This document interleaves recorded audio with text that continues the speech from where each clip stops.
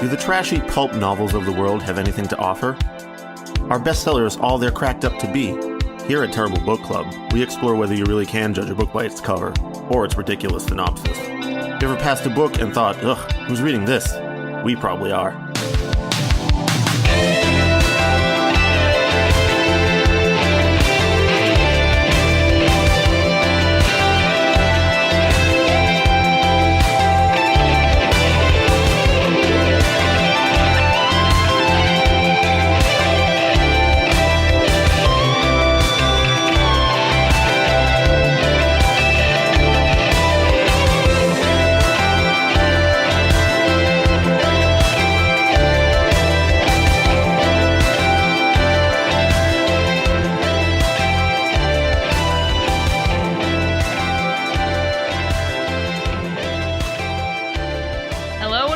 Episode 22 of the Terrible Book Club, this time with a special guest.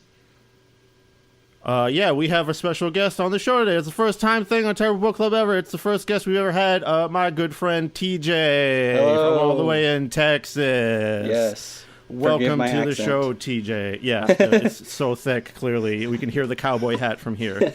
Yeah, not to kill the mood, but technically he's the second special guest we've had.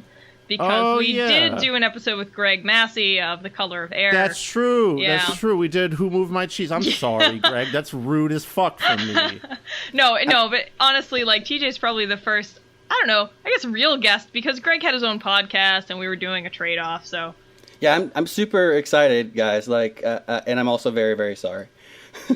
Yeah, you were the one that recommended we do Wizard's First Rule all the way back when. And you were further recommending this second book when we were like looking for stuff to do. So we decided, well, the stuff should finally line up that you can actually be on the podcast. And it's good because you have read a good chunk of this series from what I understand. I've read pretty much the whole series. There's like a last few books where I just couldn't handle like all like the weird political stuff and like the rants against communism that eventually pepper every book. Excuse me? We'll get into it. I'll explain stuff that happens later just to tell you how ridiculous it gets later. Yeah, I'm mostly interested in asking you like what stuff in this book becomes relevant later, because there's a whole lot of things in this book. I would say like the first 2/3 of it kind of don't matter as far as the plot of the book is concerned. Yeah, absolutely. I agree. I forgot about that. Like, that's why I'm sincerely sorry that I had you guys read this book, because Wizard's First Rule, for all its flaws, is at least like a brisk read, you know? It's like entertaining and things are always happening, at least. Yeah, like a lot of this book just felt, like Chris said, just so unnecessary. It was like, hey, how many like spin-off sitcoms can we put in this book before the actual plot happens? And it was just dumb. All I remembered, like when I recommended it, was like, oh yeah, the main character Richard goes to a wizarding school and it's full of horny witches. So yep. I was like, that's pretty much what like was promised to me at the when you like recommended this book. So I was like kind of going into like, all right, cool, we get to see Richard do some like, you know, horny messing around with people, but that doesn't even barely happen till like the end of the book, if at all. You didn't realize that Richard is like a traditional like Catholic boy basically, and he's not gonna fuck any of the witches. I knew that, but at the same time, it seems to me like Terry Goodkind wrote this book with a half chub at all times. Oh yeah, absolutely. He was either already turned on or trying to turn himself on at all times in this book. Yeah. Everything's real sexy in this book. Like every situation has to be a little bit sexy, I feel but like. Ultimately, like less like sexy and erotic than like the first book by far. Like at least there's some like sexual tension in the first book, and in this one, it's just like it starts like basically.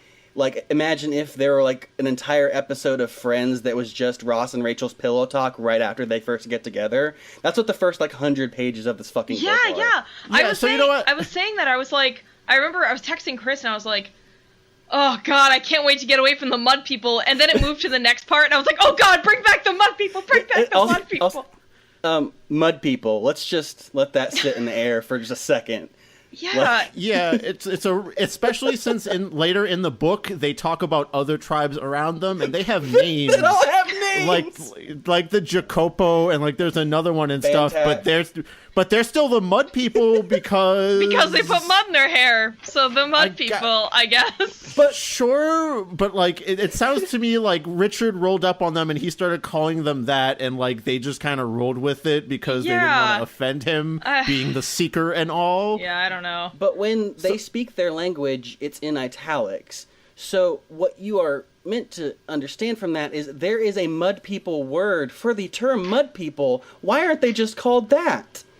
It makes no sense. That's what I feel like too. Terry Goodkind was lazy and didn't care to create like an in-depth world, so you don't really get any foreign language words. It's always just in italics, but in English. Like, you don't ever learn cool words from all the different cultures in the books. It's just like, use your imagination. You're like, oh, damn it. I just kind of wish he would have done something. Except for the High Daharan. Daharan kind of, there's some Daharan words.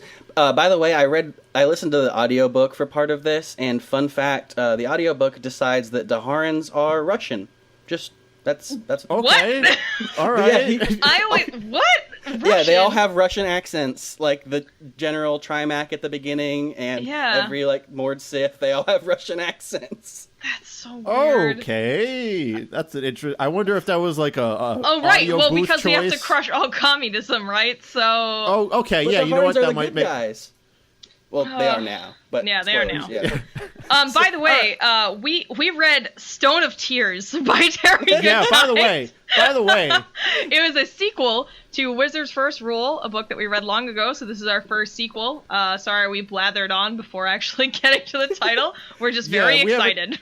We have a tendency to go off topic, like, horribly on this podcast anyway, but, so maybe, we read Stone of Tears by Terry Goodkind. There is in fact a Stone of Tears in this book. Oh my god, can we talk about why it's even fucking called that? Like, it's just like, I don't know, it's just the name of a fun artifact, I guess. Like... It was an important magical item in the book. It was a MacGuffin. Why Stone of Tears? If it doesn't cause anyone to cry.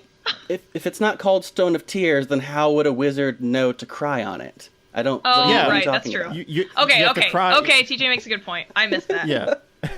That's the whole point of it. It's a rock you cry on. That's right. Because a wizard cried on it, it becomes magic, or I don't know if it was already magic before. It changes its color, and it does something to... I forget. TJ probably knows more about it than I do. Based on who cries on it, I believe, is the idea. The wizard's tears repel the keeper, Chris. The wizard's tears repel the keeper of the underworld.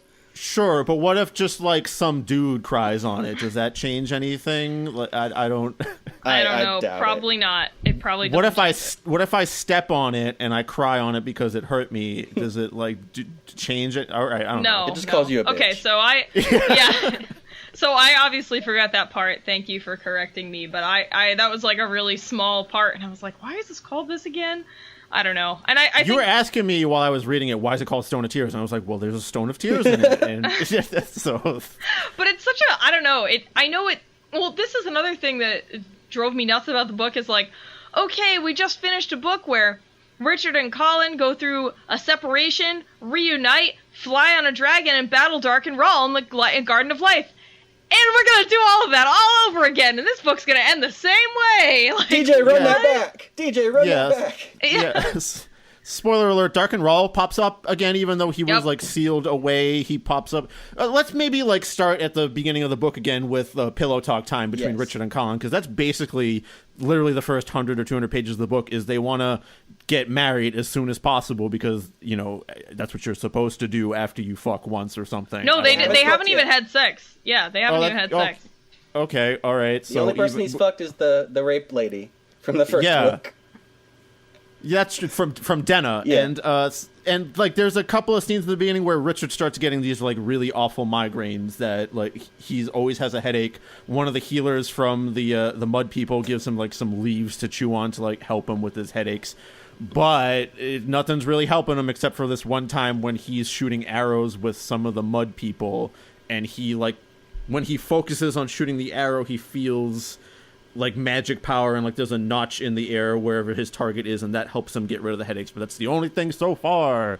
Ooh. Yeah, the whole beginning. So the book Stone of Tears continues right after Wizard's First Rule. Like there's no break. It's just like, oh, here we are back in this place. You know, we just defeated Dark and Rawl. Of course, Zed is immediately trying to fuck somebody, like, right at the beginning of the book.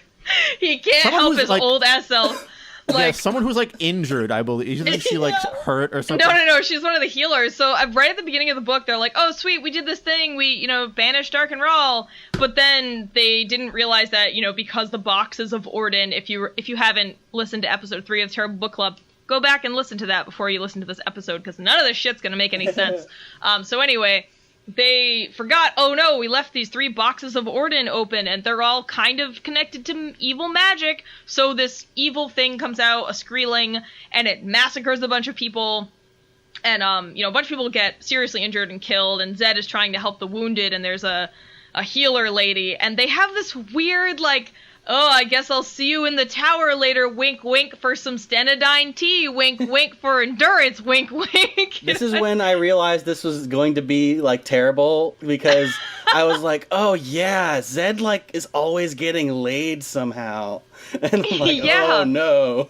Yeah. He gets some action kind of multiple times in this book, you could probably argue. It's not like there's not a lot of actual fucking in this book, except for one particular scene, which we'll get to.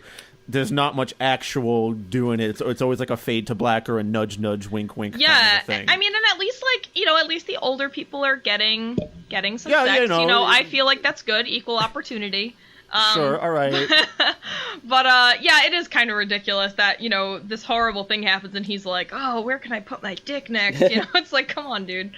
That's the curse of the wizard dick is you always have to find somewhere to put it. I mean, that's what happens to Richard, right? Throughout the whole book, women are just magnetized to him. Like, he can't walk 10 feet without some lady just getting sucked to his side and being like, I'm your wife now! Well, that's, like, with the mud people and his arrows, right? Like, that's, like, the beginning of them just continually giving him superpowers. Yes. And one of his superpowers is, like, all ladies want his dick. And this is the book where that superpower is introduced. Oh, I see. Yeah. Also, getting back to the whole Zed scene, he just... Yeah, like, after that thing, it just kind of cuts back to Richard and Kalan. I guess because Richard decided to go back to the Mud People thing to marry Kalan, even though there's some... shit still going on back in the Garden of Life or whatever. He's like, nah, this is more important. I gotta hang out with the mud folk. No, they had the kid, dude. They had to drop the kid off, so they rode the dragon back. That's they right. dropped the mud kid off that Rawl stole because he was gonna... Mud kid? Mud kid. I don't remember his name. Kid. Mud kid. The mud kid whose dick he was going to eat eventually. Yeah. True. They saved the mud child's penis, so they had to go and return him to his family. Once again, listen to episode 3 of the Terrible Book Club if you want that explained. That was not a joke. That was real. Yeah, that's a real thing in this book. And so, like we said, the first 100 or 200 pages of this book is Richard and Kalan fawning over each other, talking about how they're going to get married right away. And, like, okay, let's also... How do they not fuck? Like, in that, like, couple weeks they're together, like, or days, I don't know. Time doesn't work in this book. We'll talk about that later. Well, literally, it doesn't. Literally. Yeah, that's true. But, like, throughout the whole book, it doesn't make any sense. But it's how only are they a couple days, by the way. So, yeah, like, how are they not immediately fucking, though? Even in a couple of days. 100%. Like, immediately. Yeah, why not? I don't get it. I think I have the answer for that. Richard is still dealing with his rape trauma. So, okay, that makes some sense. Like, a couple days, like, yeah. Okay, that makes sense. Yeah, still ridiculous, he was traumatically imprisoned, tortured, and raped and abused by this crazy Mord Sith Denna in the last book. So, yeah, I guess that makes sense, but So, like, this is a good segue into, like, as they're getting all ready to get married, like, a bunch of shit starts kind of going wrong. In very Hallmark fashion. Like, their wedding is ruined, and Colin's wearing the dress and kneeling and yelling to the heavens, no! It's so let's come around to this. Like, there's a few things that start going wrong, namely, one, Richard's headaches are kind of, like, screwing with his ability to do anything at all. Eventually, these Sisters of the Light show up, and there's 3 of them. There's Verna and 2 others who I forgot their names because they become not important to the story very shortly, as we'll see. And they're telling Richard, like, oh, these headaches that you have to deal with, we can help you, but we have to put this collar on you again. And Richard is like, absolutely no fucking way am I putting on a collar again, for, like, rightfully so. Yeah. So I mean, I felt like he was justified in that. Yeah, that's kind of a thing. And thirdly, Richard finds out that by opening the boxes of Erden or whatever, he might have unsealed the way to the Keeper, who is basically Satan, or some embodiment of like the ultimate evil that lives in the underworld and wants to, eradicate all life, basic evil, overlord shit, and all that stuff. And in doing so, Denna actually comes back from the dead to contact Kalan. I think she was trying to contact Richard too. No, they were trying to ask for help from the elders, right? And then it was like, surprise, Dark and Rawl shows up, and then Denna's like, nah, I got that shit on lockdown, don't worry about it. Also, hey, here's a laundry list of all the things I did to rape your boyfriend. Like, what? Do you remember the part where, like, it doesn't say, like, what she talked about to Colin, but, like, Colin literally throws up when she does That was it? great. I love how that's, like, one of the only parts that Terry is, like, actually, like, just summarizes what was said instead of just going on for 3 or 4 pages. It's like the thing that made her throw up is like, I can't think of anything more fucked up than what I already wrote. So like, what was it? Did she put the Aegil up his pee hole? Well, she used it on his dick. It's explicit in Wizard's first rule. She used a torture wand on penises. But what is the thing that made her throw up? I really want to know, like, what Colin's breaking point was. It's like, and then I made him lick it after, and then that's what I was saying. So I don't know. But so that ridiculous scene happens, and it just doesn't make sense. Why? Why does she need to list all of these? It was supposedly so Colin could understand Richard's pain. It's like, I think she really as to why he didn't want to call her on when she saved him from that situation in the first place. She probably understood. You don't have to like detail everything. And then I put a finger in his butt and I twisted it around a little bit and made him smell it after. Like you don't need that detail. I agree. It's supposedly, like, to get to the part after that, like, so they go to the spirits to try to ask for them for help with, like, sealing the Keeper back away. Surprise, Dark and Rawl shows up. He burns him, but then is like, no, I can use my ghost powers to remove the burn. He'll be fine. And then immediately the next day, they're still like, oh, we're going to get married still. And then, surprise, the Sisters of the Light show up again. Yeah, so, like, that one quick point on that is, like, how Richard was in danger from Dark and Rawl's mark on him for, like, 4 pages. There's a lot of that in this book where, like, someone's in mortal fucking danger and, like, you think it might be, like, this, plot point that's going to go for the whole book or for the next book or something, and just, like, 3-4 pages later, they're like, not really, it's fine. We got something to fix that. Yeah, every time a important character is in danger, they're not. And that's why these books are, like, this book was not very compelling, because the jig was up the first 2 times it happened. You're like, oh, okay, well, nothing bad is ever really going to happen to these people long term. They're always going to find a way to get out of it. And that happens, with Zed, Colin, Richard. Yeah, the worst thing that happens to Kaylin is, like, she gets fingered once. Yeah. Yep. A little bit. Like a little bit. Like a little bit, yeah. Yeah, but then she finds a way to get out of that situation. There's even, like, this whole overarching prophecy. By the way, this book opens up with this whole discussion of, like, prophecies and, like, how there's a segment of this magic school dedicated to figuring out which prophecies are real and which are fake. And the whole time I'm like, isn't that just kind of a generic crapshoot at all times? I know they have, like, a system for trying to figure out, like, what was the real fork and the fake fork, but, like, you're still just, like, grasping at straws the whole time, right? Yeah, especially when you live on an island out of time beyond a magical sand desert and are out of touch with the new world. Yeah, I'd say you have a pretty bad chance of getting any of the prophecies right. I know. We're going to sprinkle some other things about this book as we go. But okay, yeah, so let's get back to... Sisters of the Light. So the Sisters of the Light are the ones who live on this island in a special fucking time capsule beyond a magical sand desert, and they are... like, you don't know this by this point in the book, though. They just show up. Right. They just show up and they're like, hey, we know how to help you. You have the gift. You're a wizard. The headaches are caused by your gift. And if you don't come with us and put this collar on, you're going to die. And, the headaches are getting so bad and Colin is so worried about him that she's like, no, you have to put the collar on. Like, do it if you love me. And then there's this, like, ridiculous, exaggerated scene where Colin, like, turns into Denna and she's like, put it on, my pet. And he's like, okay, Denna, and like cries and puts the collar on, and you're like, that was so unnecessary. No one would do that. Like, she Harry and the Hendersons him.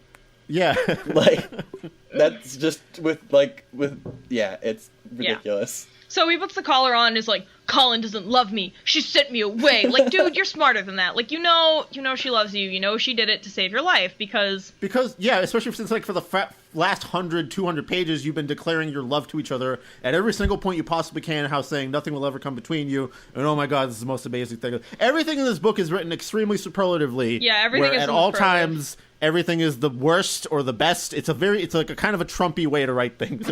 Yeah. I was thinking more it's like a teenager. Like, true. Trump is a teenager, though, so you're right. Yeah, but, like, very, very hormonal book on the whole, you could say. Yeah, and so, this happens, and he goes with Verna because, first there's three Sisters of the Light, because they have this, they're kind of like, I don't know, shitty Catholic nuns, but not, I don't know, they have a very nunly way about them, where they're dedicated to the creator and they want to help humanity supposedly and all this shit. And, but you find out why they're not very nunly later. Yeah, and then they shoot fire at people, so it's kind of weird. Like, even nunly Verna, like, she's like, and then it's like, oh yeah, I can set shit on fire. Yeah, so they're sorceresses, but you don't know that at the beginning of the book. And, they take Richard, but, like, it's weird. There's three of them because they have to each offer him the collar, and if he says no, the sister behind that one must kill the first sister. So, the first sister was like, we offer you the collar, the first reason is to control you, and he says, fuck no, and the other sister kills her, and he's like, what the hell? And they're like, well, this is just how it's gonna be. And then this, it happens again. The second sister goes, put the collar on. The second reason is, I don't remember, to help you be a good wizard. To control your Han. To control your Han, which is the Force. There's so many weird Force Star Wars named things. Han. Yeah. And so he's like, no, I can't. And so, Verna has to kill her. And he's like, oh, you women are insane. And she's like, well, and Colin figures it out. She's like, well, they have to kill the one before them if you refuse, so that all of their powers transfer into the last one, so that the final sister has the best chance of convincing him to put the collar on, because they think it's like a matter of life and death, and helping the creator by training more wizards is good, and blah, blah, blah. So eventually he puts it on because of the thing I previously described. Because Colin basically just Harry and the Hendersons, him as TJ described. And, then he goes with Sister Verna, and they go on this long journey to the Palace of the Prophets, which is the place on the island behind the magical sand desert in the old world, which was never mentioned in the first book, Not once. Conveniently. Not once, no. Surprise, the old world exists. And also, I didn't realize that anyone in the Midlands or Westland or Dahara hadn't seen an ocean. I was like, what? I thought that was so strange. I think the whole, landmass they're on is, surrounded by mountains, like an MMO world. Yeah. Or like what the flat earthers think the world is, surrounded by an ice wall. If I remember the map. Yeah, Richard wasn't a high enough level. He was gated out of those wizard school places. You can't do that quest line yet, all right? So they go to the new world, to the Palace of the Prophets.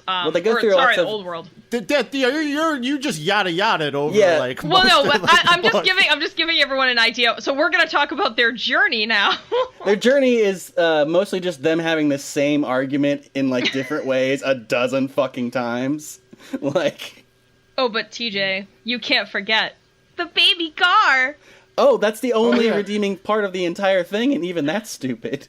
Yeah, because so at some point in their travels, Richard's off right at the beginning by himself. Yeah, away from Verna because he can't take her shit anymore. He's like, he's going to bury a body. Oh yeah, because they had to fuck some people up, as Richard always has to do as the Seeker. By the way, quick side note, all the times that Richard is like, but I am the bringer of death. Doesn't that sound super fucking edgelord to everybody else? Where he there's a prophecy that someone names themselves the bringer of death, and it's Richard who just calls himself that like a fucking 14-year-old would. Yeah, it's pretty stupid. How old is he? I also love how he's like, I'm the bringer of death, but yet he almost gets killed by the girl that Verna had to kill, who he was going to bury when he meets the baby Gar, because he's like, oh, a defenseless woman, how could she ever hurt me? Oh, and Verna's like, you fucking idiot, she was gonna kill you. Anyway, as he's going off to bury the body, he's beset upon by a full-size gar. He murders the shit out of it, and this little baby gar flies up all upset, and then, like, after a minute, like, the gar is fine with Richard again? Yeah, gars are horrifying monsters that have weird, like, I don't know, they have, like, jacked pink abs that are, like, covered in flies, but they're furry everywhere else, and they have big green eyes and wings. I don't really know what the rest of them looks like, but they're very scary. And, yeah, the baby gar, there's a baby one, and it doesn't have its own blood flies to hunt with, because that's what they do.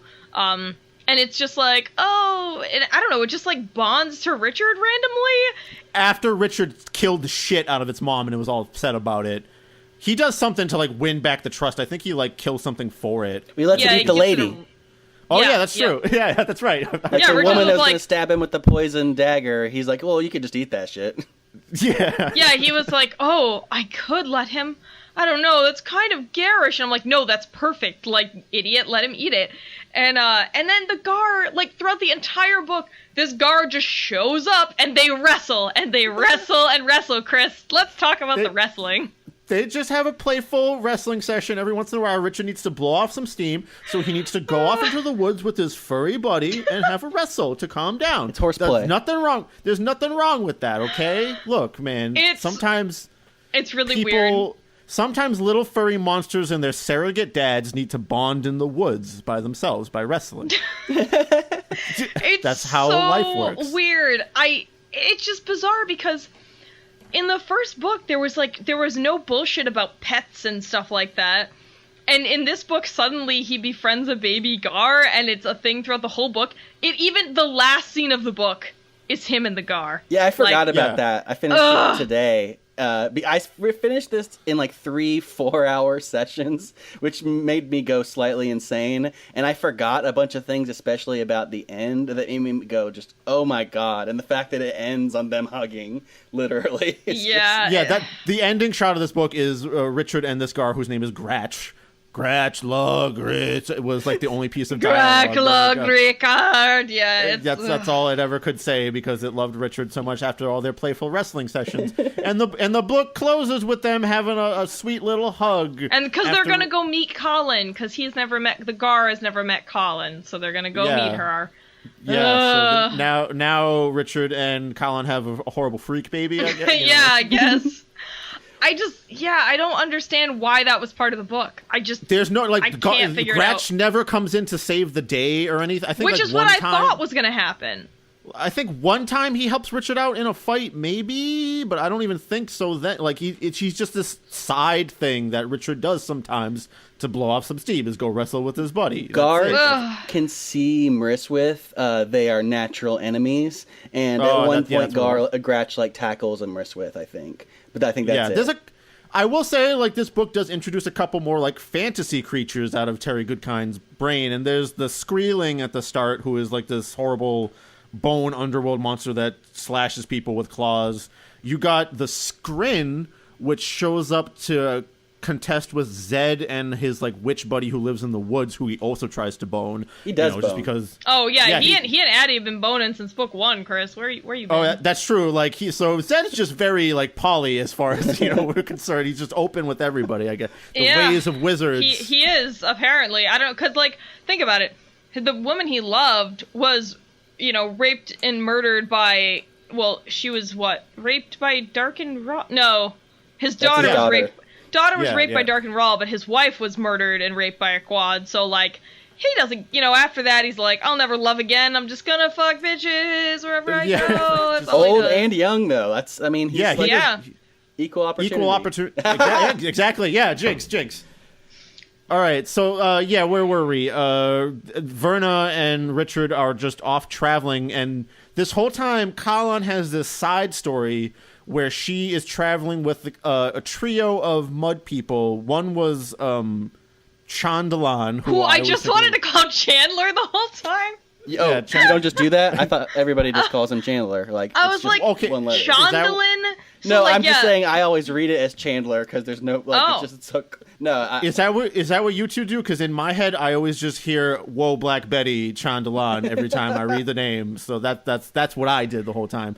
But there's him. He never liked Richard a whole lot, but they kind of grow to respect each other after some arrow contest and like seeing Richard handle certain situations. So it's Chandalan and his two buddies, Prindin and Tosinden. Battlerina. Yeah, like I guess the mud people naming convention is just it ends in N, and it's just dumb. So yeah, Chandalan, Prindin and Tossidin. I'm just gonna call him Prince, Tossie, and Chandler, and that's just Tossie. Oh, that's just what's gonna happen. Great. Prince, Tossie, and Chandler. So Kalon goes off with them to start an episode of Friends. I mean, that's yeah. So no one told you that you'd fuck a bunch of nuns.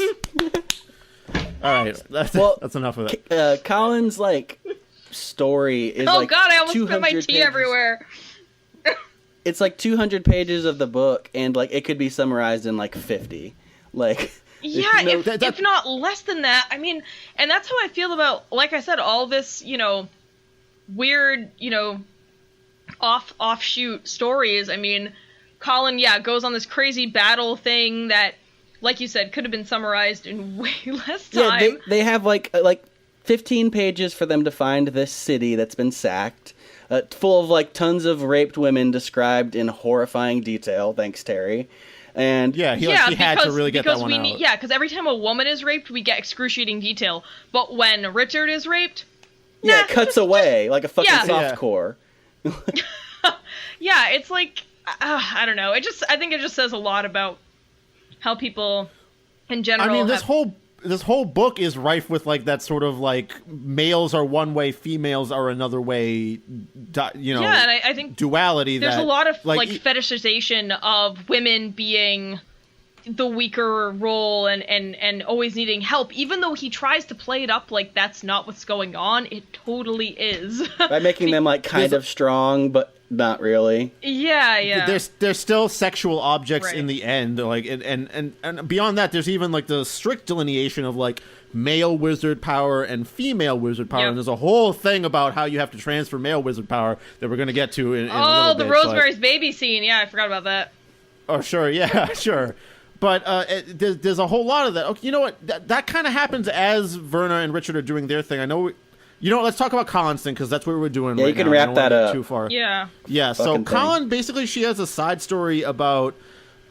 she was the head of the council at Aidendrill, which is sort of like the UN-y type place for whatever we're supposed to call this world. And as the Mother Confessor, she technically has overarching authority over everyone. Like, her word is kind of final in settling disputes. In the Midlands. Not Westland or Dahara, but the Midlands, yeah. And so there's been some incursions by Daharans that she's been hearing into the Midlands or something. So she at first wants to go to Aidendrill, both to find Zed so she can find out if there's another way that Richard could have learned to harness his gift instead of going with the sisters, even though he already went. And to also like assert her power as Mother Confessor again, because she's been gone for a while, so that's kind of a void in power, and maybe there's some power struggles happening, which in fact there are. Oh, and surprise, her half-sister is a queen. Of course. Ta-da! And so there's like some like for like one chapter it seems like there might be some political maneuvering when she gets up there, but she basically goes past this sacked city, decides she needs to like fix this because her half sister was the queen there, but also because she's the Mother Confessor of the Midlands, and this shit shouldn't be happening. Basically, she has to make that the Daharan troops that sacked the city, who are I think might be like a rogue element, because technically, but like Dahara is. Supposed to be Dahara is supposed to be under Richard's control, but he's not even there because he went off to fuck school or whatever. Well, that and like this it just happened that he killed Dark and Rawl, so most forces out in the world don't know that. And this thing called the Imperial Order has started kind of independently of the Daharans, but has attracted a lot of Daharans because of how they usually are, I guess. It's actually from the old world, and they've like come there to, basically like try to grab the Daharans that are kind of aimless and want to just rape and pillage. And so, but like talking about how Kaylin like wants to go after them, the book especially like explicitly makes it have her think this whole thing is about like the raped women. Like that's the thing she flashes back to, and that just goes back to like, yeah, they're always just weak and powerless, and like even a woman has to look, well, but all the ladies that I saw that were dead, I have to like go after this army by myself. Yeah, by myself with 3 other dudes, and then they stumble upon a contingent of like 5,000 that are left of the, you know, of the quote good forces, and they work with them to eventually produce a glorious scene. Chris, how glorious is this scene? Perhaps my favorite scene in the book. Kalan has taken over this 5,000 strong regiment of like young people, basically, that were like they were left out of the fight at first, I believe, because the people wanted them to like protect the outer area or something, and they came back, found the city sacked, and then they went off to chase the Imperial Order elements. And Kalan stumbles upon them, takes control of them, and she's like, "All right, here's what my plan is, guys. You ready? All right, here's what we're gonna do. I'm gonna get naked. All right." I'm going to get on top of a horse. Everyone, all of you're going to strip down to your absolute nothing in the middle of winter. Okay, we're all going to paint ourselves white, pretend to be ghosts, and run into the camp and destroy everything. They'll be so scared that they think we're spooky ghosts that they won't have time to react. Right, all right.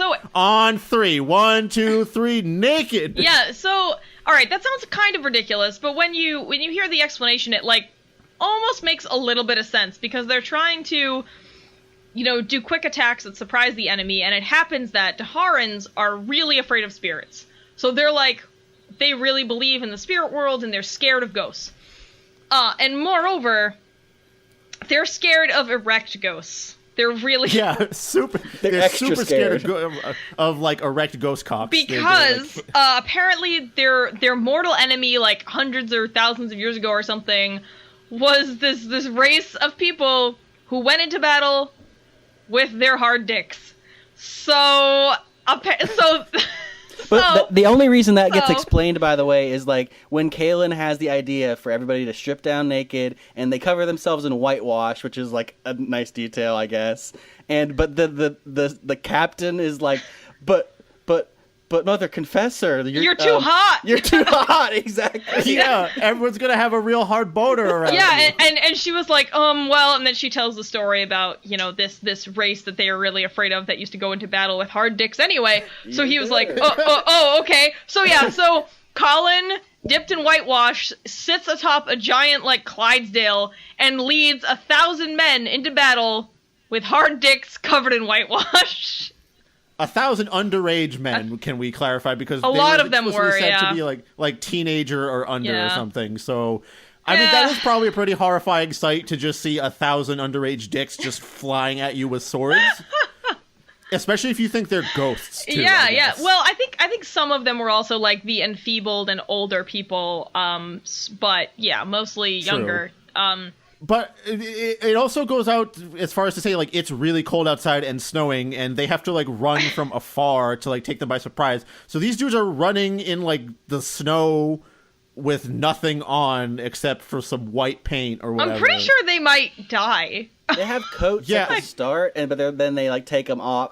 I believe that they were like still on the horse. My brain has to do that math. Like their coats were like strapped to the horse of something, and they put them on. Because the plan actually goes pretty well. Like considering how absurd it is, until she just starts bullshitting with the general in the middle of the camp for like 5 pages. It's like, what about quick in and out? It's like, she's like, where's the other general? I'm like, what the fuck does it matter? Yeah, I know. You're just standing there like completely vulnerable, might I add, in many like new ways that you wouldn't expect someone going to battle to be vulnerable. But she's just standing there having a shit talk fest with the general while just everything's all out there, which I guess, you know, cool for you to like your body and like be confident in everything, I suppose. Body positivity. Yeah, body positivity. But again, you know, a woman is only a sexual object, and she leads. She's powerful when she's naked. Yep, powerful when she's naked, and that's it. That's actually kind of an overarching theme, is like Terry Goodkind tends to write women as wanting to control you through sexuality. Yeah, and they're only powerful when they're sexual, and that's it. Trying to put a collar on you at all times, trying to chain Richard down, holding him down by his need all the time. Well, because think about it. Yeah, in the first book, Denna controls him through pain, but sex mostly, sex pain, and who was the other Du Chai Lu, which is another fucking dumb ass name. She also, tries to seduce and control Richard through sex. I mean, Colin she just fucks with him. To be fair to her, she's more just fucking with him. Like, of all the times that happens, I find hers the least egregious because she's clearly doing it for the lulz. Even though she has been, like, in the process of being raped by multiple people at this village for, like, days or something, she's still like, all right, whatever, dude, throw it in me. I don't give a fuck. Like, yeah. Anyway, we'll get to that later. But and then obviously all the Sisters of the Light who are sorceresses, but also sex nuns. Yeah. But Terry Goodkind wrote this whole thing with a boner, man. I'm gonna say. Yeah, I really think he did.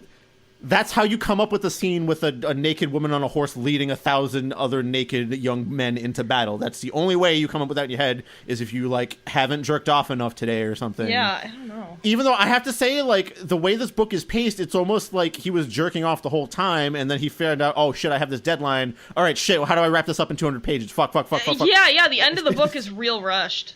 Yeah, it's the only, like, good part. Good-ish, at least. Like, things start happening, because so after the battle with where they do the ghost cock thing, like Kaylin realizes basically what I said is like, oh, why did I shit talk that guy? Oh, I'm wasting my time here. I'm letting my pride get the better of me. So she resolves to leave, but not before something bad happens. Can you actually take us away on that? Because I forgot exactly what bad thing. Again, Chris, did you read this book? Did you read the book? I read it like 3.5 weeks ago, and I just didn't want to. There's many bad things that happen. I wanted to take it away, because there's many bad things that happen. Yeah. I kind of need to remember exactly which one that happened. Well, so after they have the battle, like, she's like, okay, I gotta leave. You guys can just, like, murk all these dudes without me. We're all fine, and they had separate missions going on. Like, every few hours they were, like, trying to stagger all their men so that they could get a bunch of murder missions done and whatever. Yeah, right?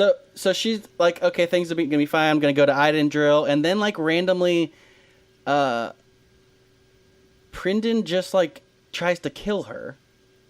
Yeah, he just decides to be evil. Yeah, like, that's not ever expanded upon. It's just like, oh, by the way, he was a Baneling. Like, what? That's the thing that's, like, described in a useless Zed and Addie chapter, which, like, are just entirely skippable.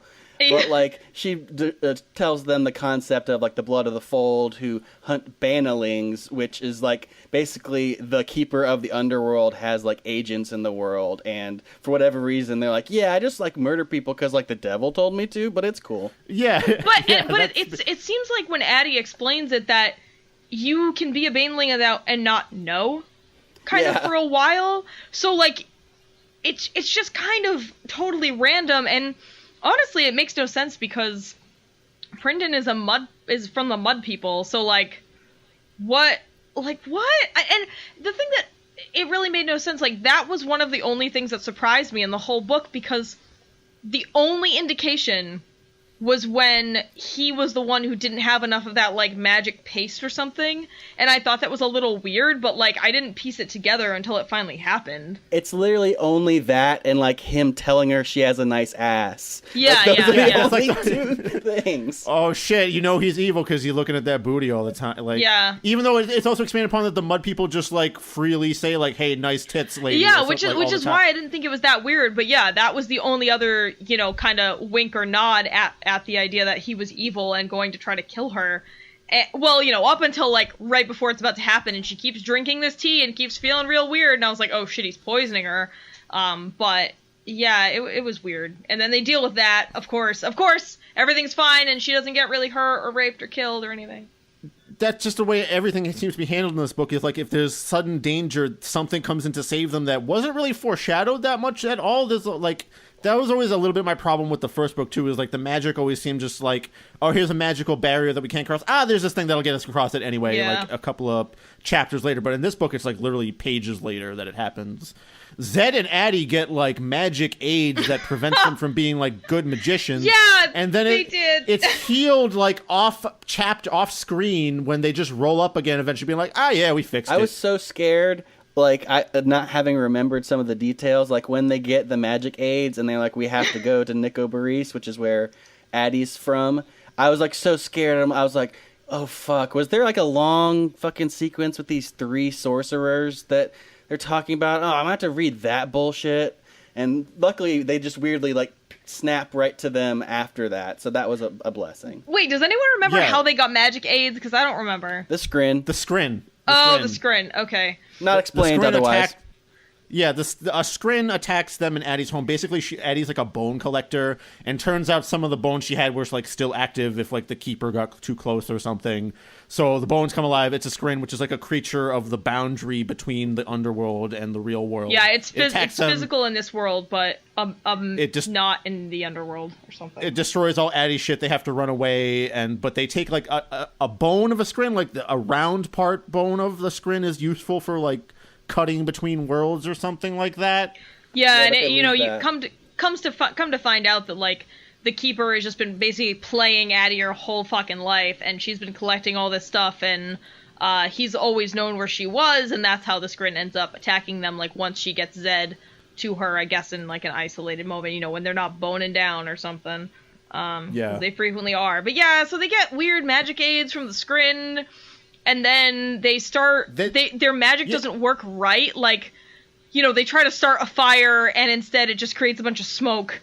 And then, like... Yeah, but this is all... Not to interrupt you, I'm sorry, but okay. like, it's all unnecessary in the end. Because there's even one scene where they, like, almost meet with Kalan. Like, they come up on her, like, camp, and, like, she's literally about to kill them because she doesn't know who is about to be there. But then she tells the scouts to turn them away because their cab driver has a pass to be there or whatever. Yeah. And, like, so that's unnecessary, too, because then Zed and Addie just go the other direction, and then they pop up again later, A-okay. So far away, too. Like, they pop up there, and then suddenly... They've gone to Addie's hometown and then gone all the way to Idendrill. Just like that's what all happens. Yeah, just right away. So the whole Zed and Addie side plot doesn't matter. Even Colin's side plot doesn't really matter a whole lot to the main story. To this book, and this is kind of the one question I really wanted to ask TJ, is like, this must be set up for later stuff because it literally has no bearing on Richard's plot whatsoever. It's not like she takes those troops back to like the Garden of Life where Dark and Rawl is hanging out waiting for Richard to come back for what, it's just this side story with Colin, and then she fucks off back to Idendrill in the end. There's no reason for it really because it's not, they come back later, but basically it was like, hey, remember that time you showed us how to kill people? That was sweet. You're like a badass. Like, that's as much as it comes back as a runner. Like, that's why I couldn't believe how much time was, like, spent with all those battle scenes. Are you saying, like, in the future books, that's all it amounts to? Yeah, in the future books, like, she's, like, sister to the Queen of Galia and the king. And, that they're a player later, but, like, as far as, like, the importance of her spending time with that army, like, it's just like, yeah, she spent time with the army. That's why we know our Mother Confessor is, like, extra cool. Like, it doesn't... Then what the fuck? Yeah. Like, now I'm super pissed. Everything else is a runner. Like, I also want to bet that, like, that fucking baby guard doesn't really amount to anything either. He can, when he gets big enough, he can fly people places. He can fly like a single person. So he's basically like a nerfed version of the Red Dragon at a later point. Yeah. So he's like a magic carpet. Cool. Yeah, I can only carry like 2 and you can't be fat. Like. Yeah. I mean, and what's another... So, like, this book could have been, like, 400, 500 pages, right? Oh, yeah, like, easily. It could have been 300 to 400 pages, I would say. Like, even if you really needed to keep in Kalan riding on a horse naked with 1,000 erect dicks around her, like, if you really needed to keep that scene, and you could have done that with, like, much less setup. Even the first scene, like, the very first set of scenes, like... Oh, with the mud people? Yeah, that shit was so pointless. No, even back before that with the Skreeling, like, that was 3 fucking chapters. Could have been 1. Yeah. So, I know it. Yeah, it could have just been Skreeling shows up, attacks them, Zed's like, oh shit, the keeper got out, and like then that sets off the whole thing. But there's like 3 chapters of him like getting blowjob tea with that one lady. Yeah. And then that other lady who's there who eventually Jebra, who's revealed, oh, this is for Chandelian to bang. Like this is the only reason female characters are introduced. Yep. Oh yeah, that's right. Yeah, she comes because Jebra like tried to save. She's just like this lady who handmaiden servant. She has she has weird prophecy visions, but sometimes she doesn't know if they're going to be true or something. So she appears at the beginning of the book, and Zed saves her life, and then she appears way later, like right at the end of the book, to try to save the Queen of Galea, who doesn't listen to her anyway, and then she appears again just to be Chandler's fuck slave. Like what? Like why? That's one of the last scenes of the book is Chandler being like, "Hey, how do I tell your friend her titties are nice?" Yeah. That is actually something that happens. Side note, Paris, Chandler's Fuck Slave is the name of my Friends themed grindcore band, so thank you for that one. All right, so there's like basically like one other thing we have to hit before we get all the way to fuck school, which is Richard's encounter with Du Chai-Lu in that like in-between village between the school and the border. Honestly, like, is a runner, at least. Yeah. Honestly, like, by the way, I wanted there's to a border... fucking kill Richard when this... Yeah, by the way, there's a border that, like, the sisters can only cross through, like, twice over between the New World and the Old World, and there's, like, this whole, like, you get lost in these illusions It's the Magic Sand Desert I was talking about earlier. The Magic Sand Desert. And there's literal magic sands in there that you have to navigate through, and these towers that seem to, like, be conduits for the magic barrier They're between the world wizards towers, right? Yeah, wizards towers. It's literally made from the death of wizards. Yeah. Sorcerer sand is made from like sorcerer bones or something, so it's like magic bone dust that's like spread all over it. And there's like white variant and black variant, which becomes sort of relevant later, but not really. Also, Chase and Rachel get lost in this void, which I was kind of okay with, to be honest, because all I wanted was for those two to be happy forever. And honestly, if it's like in the magic illusion world, I'm kind of okay. I knew you were gonna say that. I knew it. I knew it. I mean, like, there's so many horrible things happening in the outside world that where they... Hang on. How did they even get there? Yeah, that was what I was going to say. I was like, they haven't mentioned since, like, chapter 2, and then it's like chapter 52, and it's like, they're just suddenly here where Richard is exactly. It's like, what? Yeah, like, how did... Yeah, they managed to find him. They just managed to roll up on him. You know, they gave you that little tiny chapter somewhere in the middle that was supposed to tip you off to the fact that they had gotten lost in there. And, you know, also when Richard sees them in there, but I was like, it's after Richard sees them. Like, yeah. And I was like, oh shit, I guess they were really trapped in there. And I was like, but how did they even get there? Like, what? How did they get to the end of the world? Like, I don't... Because this is a place that people supposedly don't go, because Verna has to lead them through this desert with these big old towers, and basically Richard is like, becomes like a Super Saiyan to like... Yeah, He's just always so good at everything. He can like go through these magic illusions just because he can. As far as I love the part with the horse where he's like, the horses aren't affected by the magic, and you're like, dude, you don't think anyone else would have figured that out like in all these thousands of years? He's like, oh, just follow the horses. Like, dude, if it was that simple, somebody else would have noticed. Yeah, Richard is the best at everything, super smart at everything. Although to me, he honestly comes off as like super doofy the whole time. Oh yeah, he seems like a total fucking doofus. I do not like him at all. That's why, like, from what I've seen of the show, I was just disappointed that like there's a way that all these characters could kind of be likable if they were played like in the exact correct way. And if you just like hit the perfect line of like doofus who's good at everything somehow, like, that would be enjoyable, but it's hard to read for sure. Yeah, it really is. Richard just finds his way through this magic maze because he can, and he's so good, and he's got the best penis ever because whatever. Yeah, he saves Verna because she gets trapped in an illusion, because the way the Magic Sand Desert thing works is like you can really only go through it once and then back through it one more time, because after 2 times the magic kind of learns you better, and it's like you can't go through it a 3rd or 4th time supposedly. It's like the Borg. Except that's not actually true, but you know. Yeah. So anyway, they go through this magic border, okay, just because Richard has got super genius powers, super penis powers. I mean, his name is literally Richard, so Dick, which means this whole series is based around just like... Yeah. Well, that's like when Chris gave the book to me, he goes, did you get to the scene of 1,000 dicks? And I was like, what?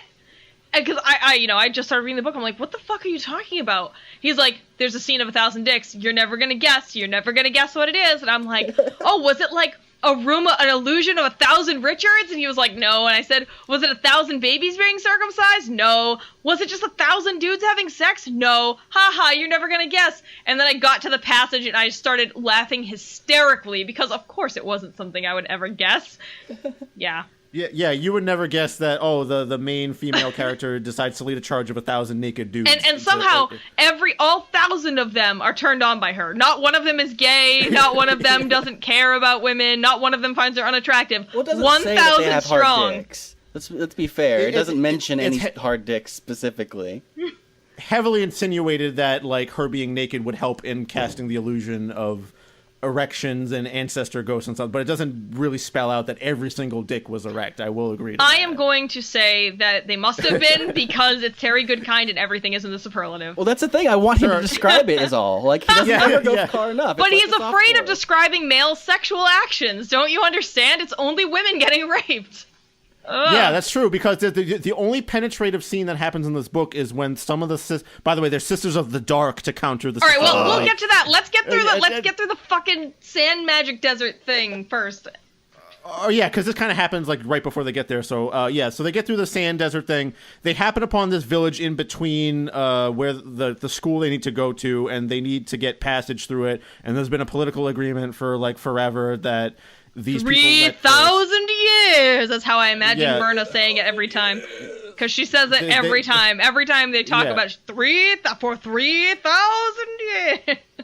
So they let the Sisters of the Light through with these young wizard boys, and like there has to be a sacrifice made by capturing someone from an opposing village, and so that's where this Du Chai-Lu character pops up. She's being held captive.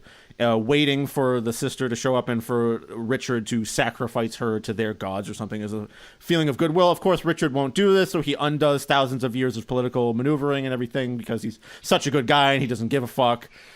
This is how libertarians think the world works. They think everything sucks, and like clearly I am smart enough to just like I can just bullshit my way and just use basic common sense and morals because I'm also the best at that.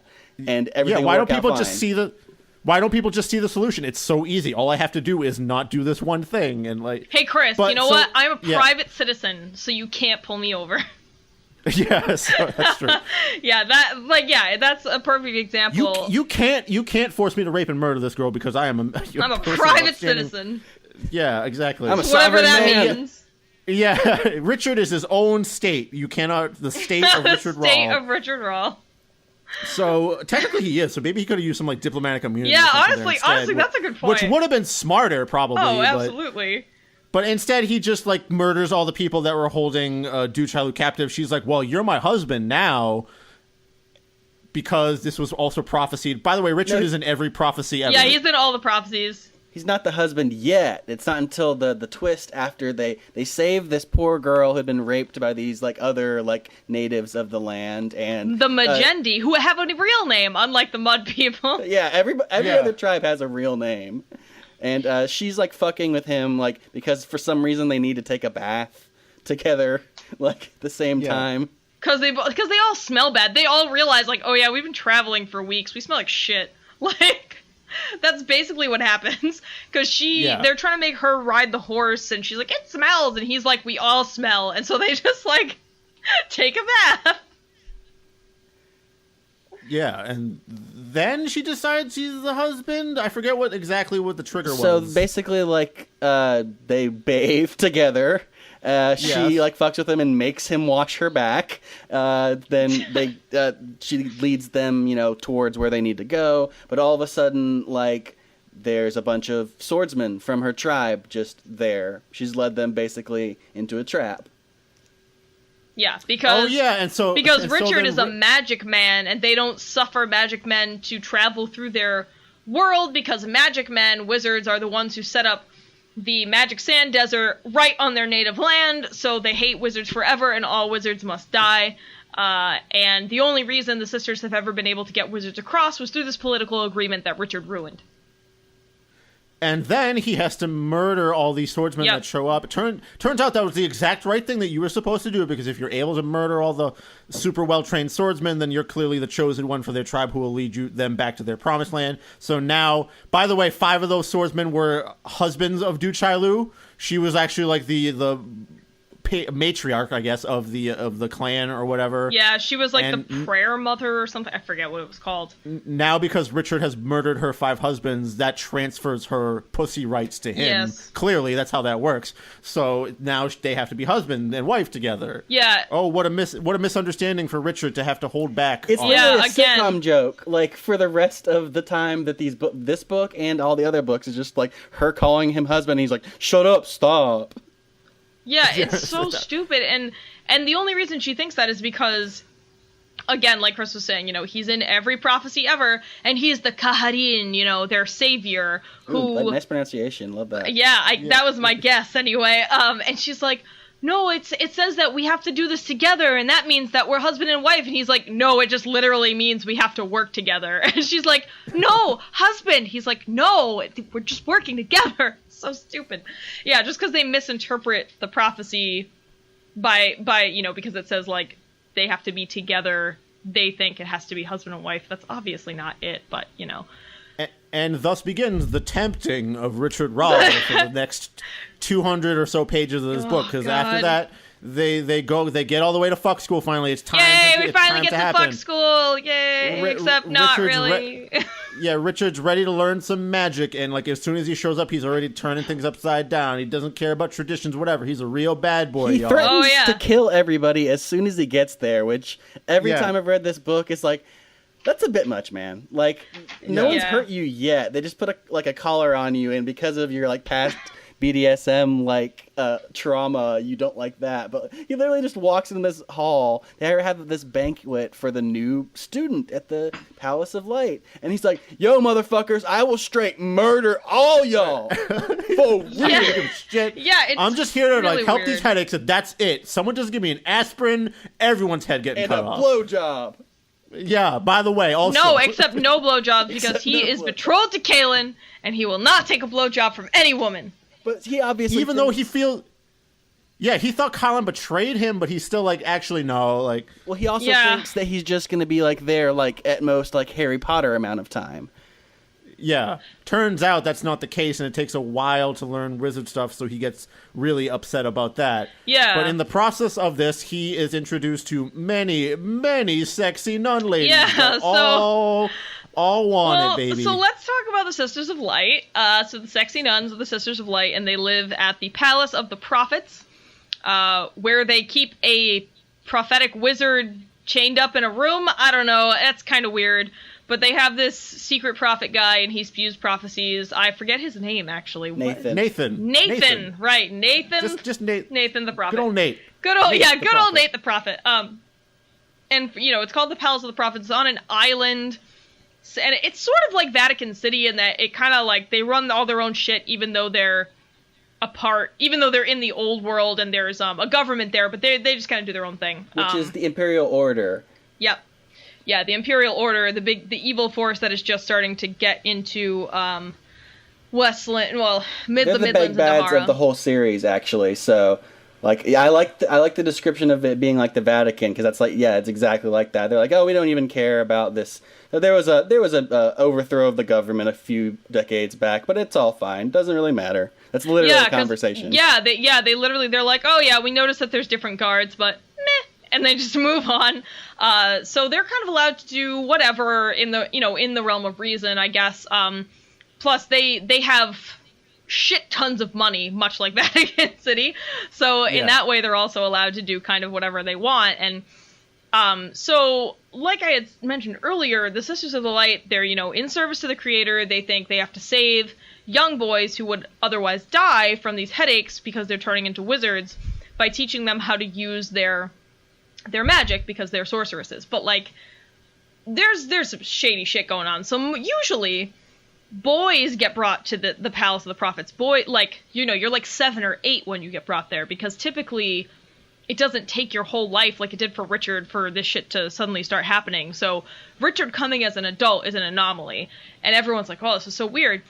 So these women take these young boys and they raise them in this palace, and then they eventually have sex with them. Yep, like, that's the whole end game. Is like Jesus eventually... Christ, you're raising a child from the age of like 7 or 8, and then 20 years later you're like, oh, by the way, I also offer other services. Like, that's so messed up. It's such a fucked up like psychological, emotional bondage that they have these kids in, and it's no wonder the Sisters of the Dark exist. Like, I think they fuck the prostitutes more.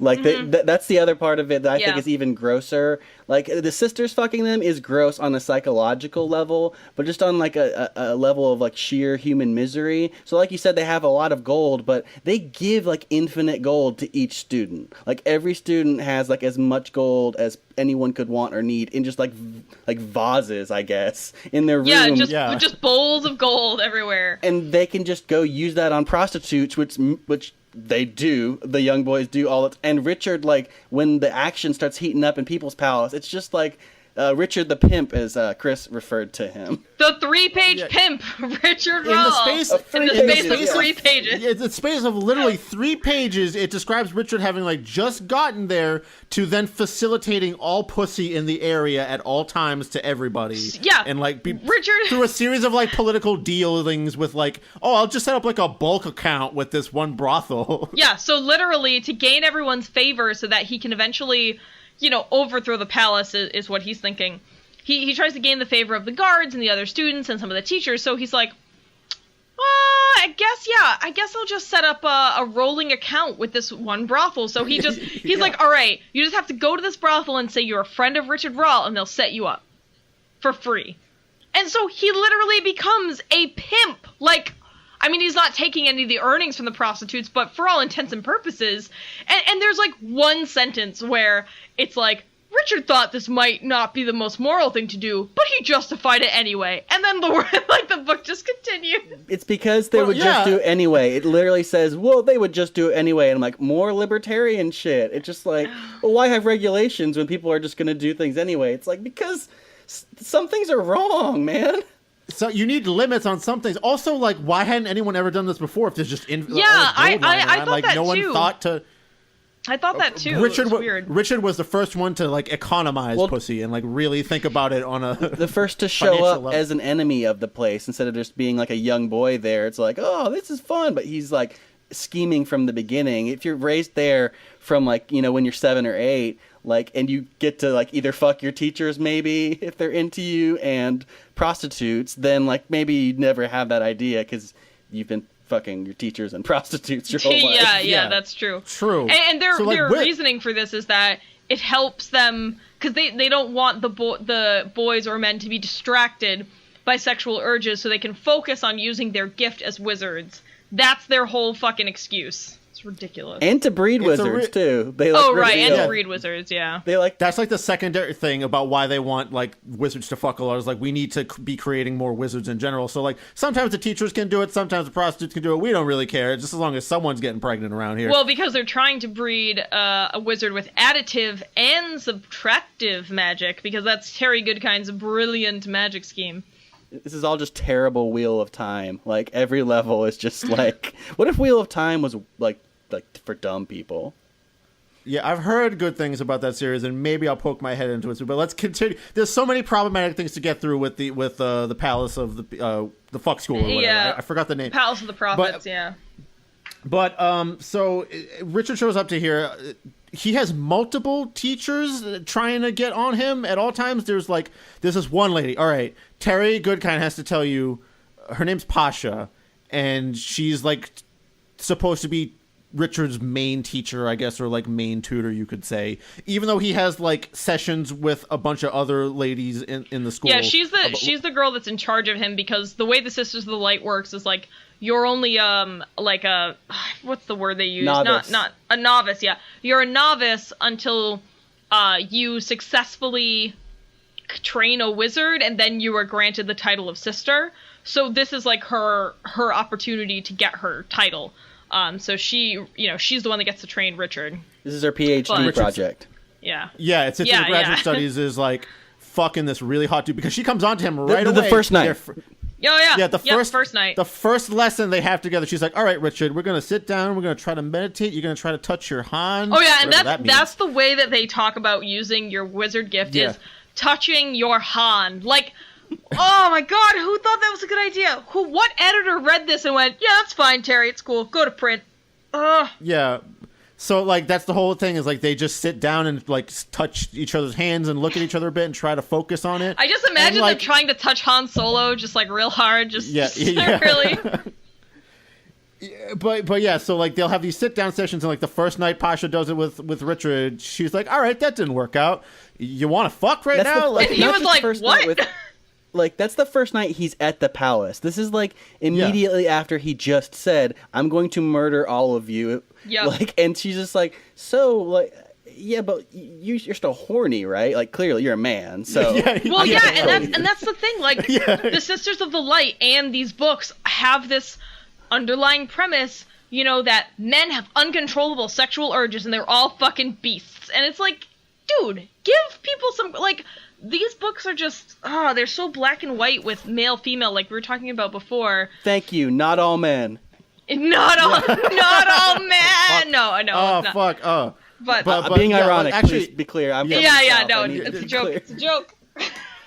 But let's actually, a perfect example of this is that one scene that happened that kind of while Richard and Verna were on their way to the Palace of the Prophets, is the way, so there's some Sisters of the Dark working under cover over here, and they're pledged to the keeper instead of the creator. Yeah, they're also sexy nuns. They're totally DTF, so don't worry about it. It's cool on that front. Don't worry, but DTF. Yeah, don't worry. And so it's such a different way. So like, what's happening is this one sister, and it's kind of like they never mention her name, which one it is. Every time this sister pops up, she just says the sister or like stuff like that. It's supposed to be a big mystery, except you totally figure it out. She has a magical item called a quillion, and apparently you can suck away a male wizard's Han, his gift, out of him into the quillion, and you can store it there like a battery. Now the problem is that a female wizard can't take a male wizard's power because obviously they're incompatible or whatever for whatever reason.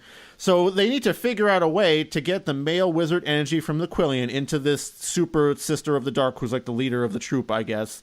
And it turns out they have this neat ritual where if you go out into the woods around the Palace of the Prophets, where you're not supposed to go, all the Sisters of the Dark get together and they hold the quillion up to this monster. The monster gets a raging dick boner and fucks the gift into the Sister of the Dark. Yep. That's how you do it. Yep.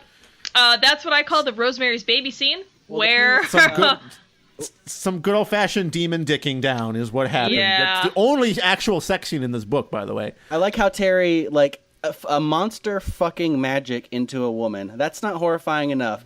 I need to go ahead and describe the penis as barbed.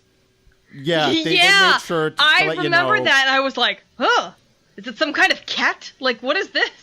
Ugh. Even though the woman in the scene seems to be into it? No, she's not. She's only into it because she wants the power, but it's yell very at her clear she has to be into it or she won't get the gift. Yeah, it's very clear that she does not want to do it, but yeah. she does.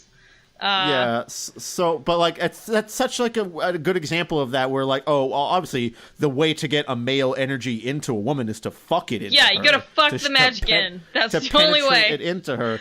By the way, here's actually a fantastic segue into the thing I mentioned to TJ, but haven't mentioned to you yet, Paris. Oh, no.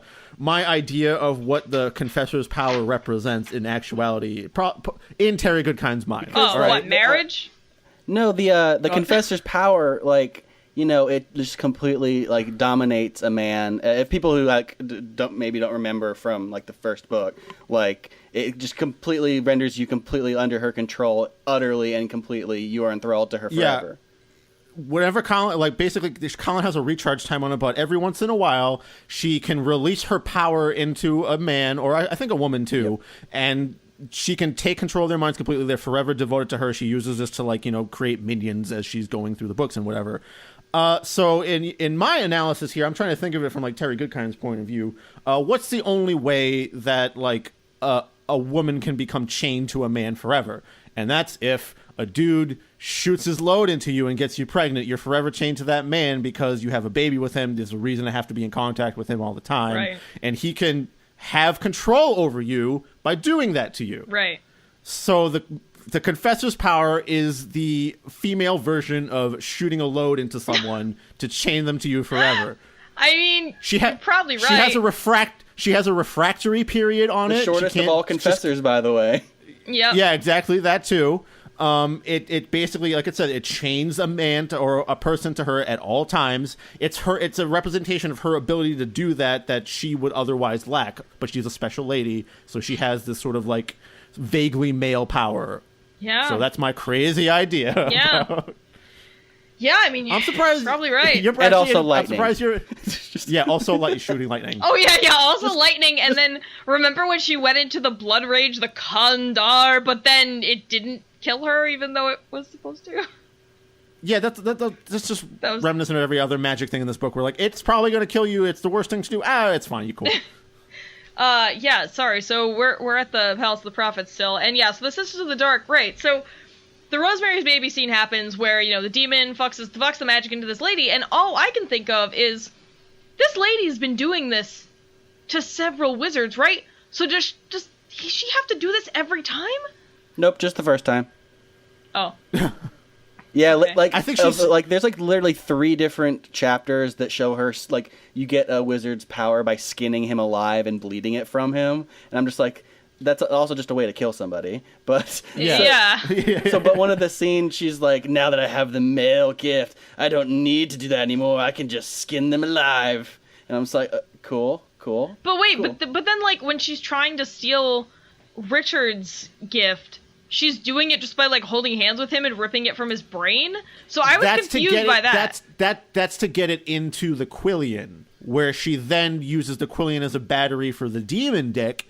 To fuck like that, No. I'm saying like in all the previous scenes, like TJ was just saying, she has to literally skin them alive and let them bleed out. But with Richard, she was just trying to rip it from his mind with her mind. I think that's because he's wearing the collar. I think that's why she's able to like get it that direct. I don't know. Like none of this really matters. It's like weirdly complicated, but also like dirt ass simple at the same time. Because at the end of the day, like Richard will solve everything. Like right. Everything. That's basically it's all Deus it'll all shake out. Like yeah. So yeah.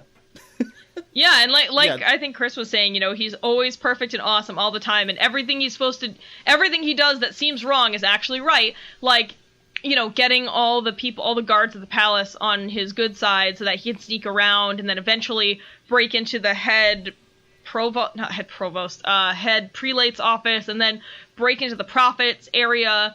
It's all just exactly what he was supposed to do according to prophecy. She tells him, like, in the desert place, she basically is like, you're using your gift without realizing it. You're saying things and doing things and making promises, and then your Han is bringing this into being with other actions that you're not even realizing. So I'm like, right. I'm sitting there, like, reading this, and I'm like, so he's a god?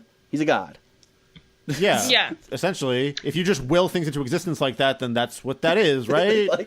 Yeah, and he just has all this power, and like TJ, you were just mentioning that they keep giving him more powers. Like, what else happens as the books go on?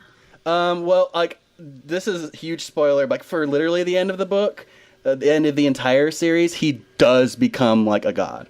Like, yeah. The boxes of Orden, how one of them, if you open it, you get power over all things. He just does it. He's like, yeah, this is the box. Remember how I know that? And he just opens it, and that's how, like, they win the war at the end, which, to be fair, is like, well, that's the A-bomb option, and they took it, so, Wait, they go back to the fucking boxes of Orden all the way at the end of the series? Yes, like, in the last third of it, it's like, they're like, oh, remember these boxes? Like, Nikki, Sister Nikki is the one, she's the sister, she's the blonde hot one, who's, like, all silent and haughty, wears black dresses and shit. She's the big Sister of the Dark villain in later books, and, like, at a certain point, she's just like, yeah, I grabbed the boxes from the place. So as far as powers Richard gets, but anyway, like he so like you mentioned the prophet that they keep like chained up. The reason Richard does all the bribing of the guards is to like get into these restricted areas, including like the prelate. And he eventually goes to the prelate and basically tells Richard like, "Oh, I've known you your whole life. I've been planning on bringing you here like forever. I met your father, etc. I gave him the book that helped you kill Dark and Raw. And Richard's like, word. And like she's the head of the Sisters of the Light, and she's like, oh yeah, I orchestrated all this shit, aren't I a G? And he's like, yeah, you kind of are. All right, and then like that's kind of it. And then also, I'm Nathan Rawl, your great grandfather, because people age here super slowly. Oh, that's the prophet. We were talking about the prelate. Oh yeah, okay, yeah. Annalisa, the leader of the Sisters of the Light, and then Nathan. Spoiler alert: Nathan is his great granddad. It doesn't really matter. Forever. So it's like it's revealed. But it has there's no reason for him to be that. There's like, who gives a shit if he's the grandfather? Yeah, it was so stupid. I sensed it coming. I was like, because when they describe him, he's like blonde. He looks like a Rawl, he looks like his dad, like blonde and fair and tall, and I was like, oh, he's totally a fucking Rawl, like he's gonna be related to Richard, and sure enough, he's his great granddad.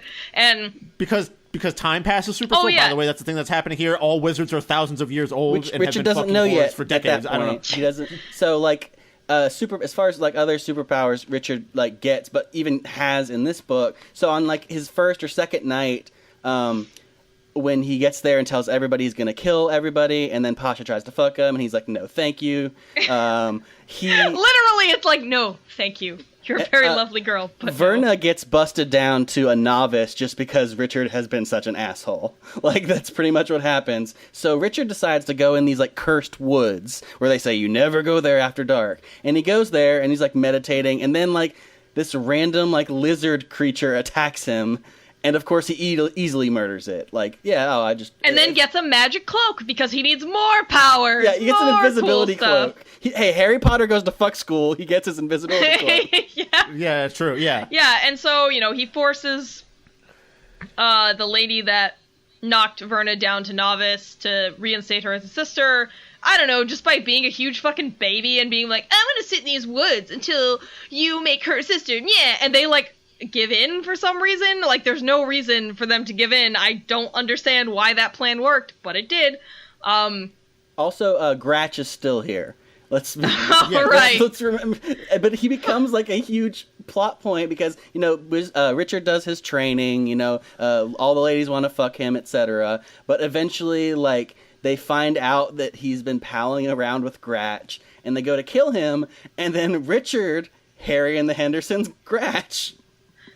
Yeah, it's just like, you gotta get out of here, Gratch. I don't care about you anymore. Get out of here. And that's how he realizes Kaelin still loves him. And I'm just like, no shit. Yeah, like, what? He's like, oh shit. He literally has a passage where he's like, oh my god, I did this to Kaelin. Whoa, she still loves me. And it's, oh god, it's so bad. And that's when he finally finds out that time is a bubble there. Like, people age extra slowly, because we've been talking about that this whole time, but nobody knows, including Richard, that like time, it takes hundreds of years to train a wizard if you're a lady teacher. That's literally the rule. If like ladies can't teach men correctly, because like so that's why it takes hundreds of years, and that's about charter schools.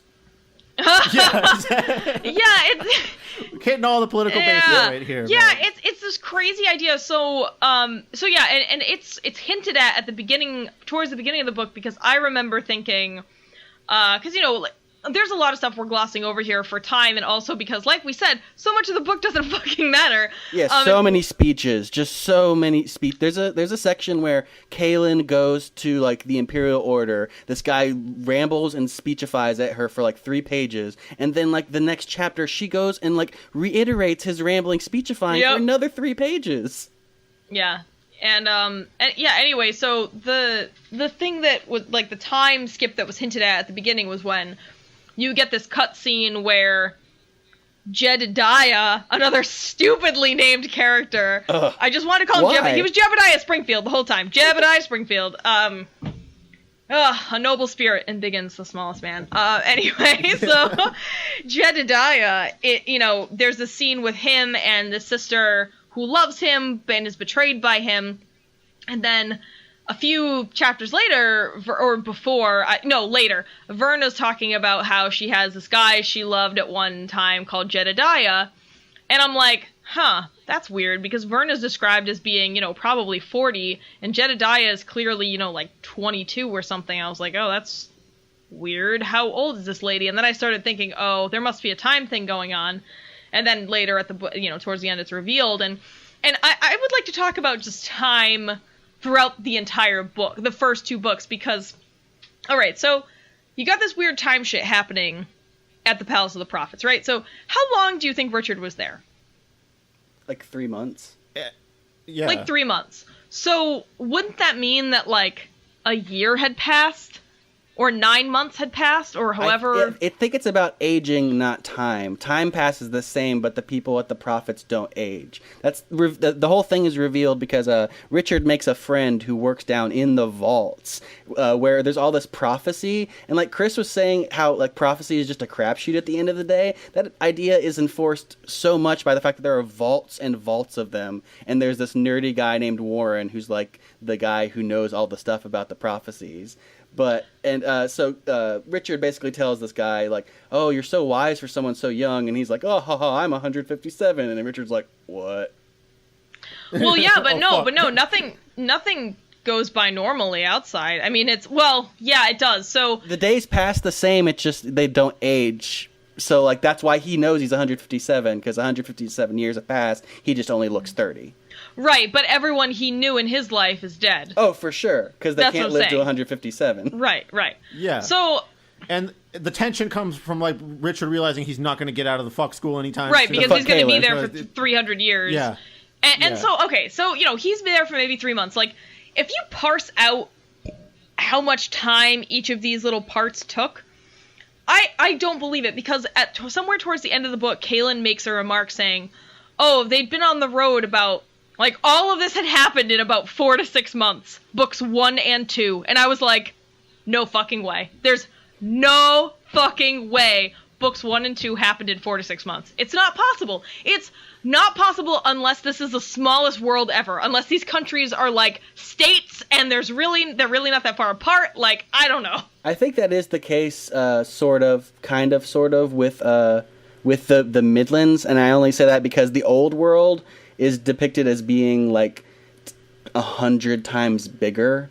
So I think the Midlands area is, like, kind of small. But, yeah, the time makes no sense in these... But you have to, like, ignore it, like, on the last season of Game of Thrones. You just have to, like let it wash over you. I guess they showed up whenever, man. I'm fine. Yeah, because people pop up at just the convenient times, and that's the only reason that they show up. Yeah, time just makes no sense. I mean, I'm looking at the map in the book, and it only shows a very, very small piece of the old world in the lower right corner of the map, and... It's just, it makes no sense. I mean, unless this whole world is the size of fucking New England, like, there's no way all of that shit got accomplished in 4 to 6 months. It just doesn't make sense. Yeah, I agree with that. Anyway, back to fuck school, I guess, because the only thing that the rest of the book that happens is, like, Nathan finds out about this whole time stuff. Richard. He, finds out about the time stuff, and then that's when he's like, I have to set my plan into motion. Like, bribing all these guards this whole time has all been about, like, coming to fruition, being able to access the prophet. And now he's finally like, I'll go do that now, because I got to get out of here and go have sex with my lady. Yeah. So he has a little talk with Nathan. Nathan talks about, like, oh, I'm actually your great-granddad, and you're the central point of all these prophecies. By the way, there was this recurring prophecy Richard kept seeing as he went through of, like, Kalan getting her head cut off, and the prophecy said something to the effect of, like, this has to happen for the people to be happy, and he wants to prevent this very much. That's why he wanted to talk to the prophets. For the world to not end, pretty much. Like, it's the prophecy's like, the devil will take over the world if she doesn't die. Yeah, the prophecy is that the one in white, the mother confessor, must be offered to her people for them, to their cries of joy, so that the keeper, and if that doesn't happen, the keeper will enter the world and take it over or something. And he's like, no, Colin can't die. And everyone's like, yo, Richard, maybe think about the rest of the world instead of just you. Maybe. Every conversation like that, it's just like, think of everyone else in the world. He's like, no, but her tits. Yeah. Yeah, like, that's really what it comes down to for Richard is like, but she looks so hot. Yeah. Because he hasn't even had sex with her yet, so he doesn't even really know. So, like, it could be the worst puss in the world. Bags of sand. Yeah, exactly. Yeah, who knows? And so he's trying to get the collar off is the whole thing, to get out of here, because the collar keeps him from going beyond, I don't know, like 10 miles from the palace or 5 miles from the palace or something. And eventually he gets, I don't know, the Sisters of the Dark decide to strike, and Pasha tries to kill him, but ends up killing another dude who just borrowed his coat. What other dumb shit happens at the end of the book? I don't know. Pasha gets, like, pushed off of a wall by the guy that was Warren, the guy that liked all the prophecy stuff because he was super into her. By the way, a little side note, Terry Goodkind loved to tell you exactly where Pasha's tits were. Oh yeah, the tip position. Anytime Pasha is being described, he has to tell you exactly where her tits are. If they're in a nice dress, are they under her arms, which are folded? Like, are they heaving? Boobs? Are they spilling? Are they too big for her gown? Are they sweaty? Are they sweaty? Yeah, like. Well, the thing, like, is like he pretty much is dating her, like in the way they describe it. Like, they go on picnics, they go to the city, like it's like Richard is friend zoning Pasha, like it's just the whole time gender reversal. It's like constantly described as like super hot, but he's like friend zoning her. Yeah, because, well, like, you know, like we said, he's a good Catholic boy and he only wants the woman he's betrothed to, so he's not gonna touch this, you know, whore of a sorceress. 100 years. she tricks him into saying basically, like, how long do I have to wait? He's like 100 years, and she's like smiles knowingly. Is like, I can wait that long. I'm like, okay, the foreshadowing part is over. Yeah. And so the Pasha gets killed because she's like convinced Richard is ruining everything because he's such an asshole about everything. Richard has the collar off at this point, and he decides to try to go back through the border. Collar isn't off yet. No, the collar isn't. Yeah, I was going to say. It's not off yet. Oh, okay, so someone fill me in, because I'm clearly fucking up the timeline here. So the Sisters of the Dark, basically, like you said, they strike the prelate. Like, they like, attack her, and it's like, some shit just went down. And then Pasha confronts him. He's like, oh, it was you all along. He's like, no. And Richard's like, okay, I'm about to kill this bitch. But then at the last second, Warren just rushes in and sees her confronting Richard, pushes her off a fucking balcony. And it's like, Richard's like, no, bro, I could have killed her. You, like, had a huge crush on her. And it's really ridiculous. Like, the guy who has a crush on her kills her just randomly. It's like, it's kind of gross. Like... Yeah, exactly. It's another thing that just did not need to happen, that he just wrote in without explanation for no reason, because, again, we're at the end of the book where he jerked off the other 600 pages, so he's like, oh, shit, I gotta fucking write a book with, like, a plot and shit happening. And this is that part where he's just writing things. So Richard is trying to get the collar off because, again, he has to go get his lady, and... like, so he goes to, like, the prophet, he can't help, so he goes to, like, basically his BFF teacher. Like, to be clear, she was cute AF, and he would be totally down to bone. But also, she's also like, oh, she's just like friendly and fun. And no, he said that she was like a sister to him. Yeah, but it's also like she said that she is attractive because he can't just be friends with like a non-attractive woman.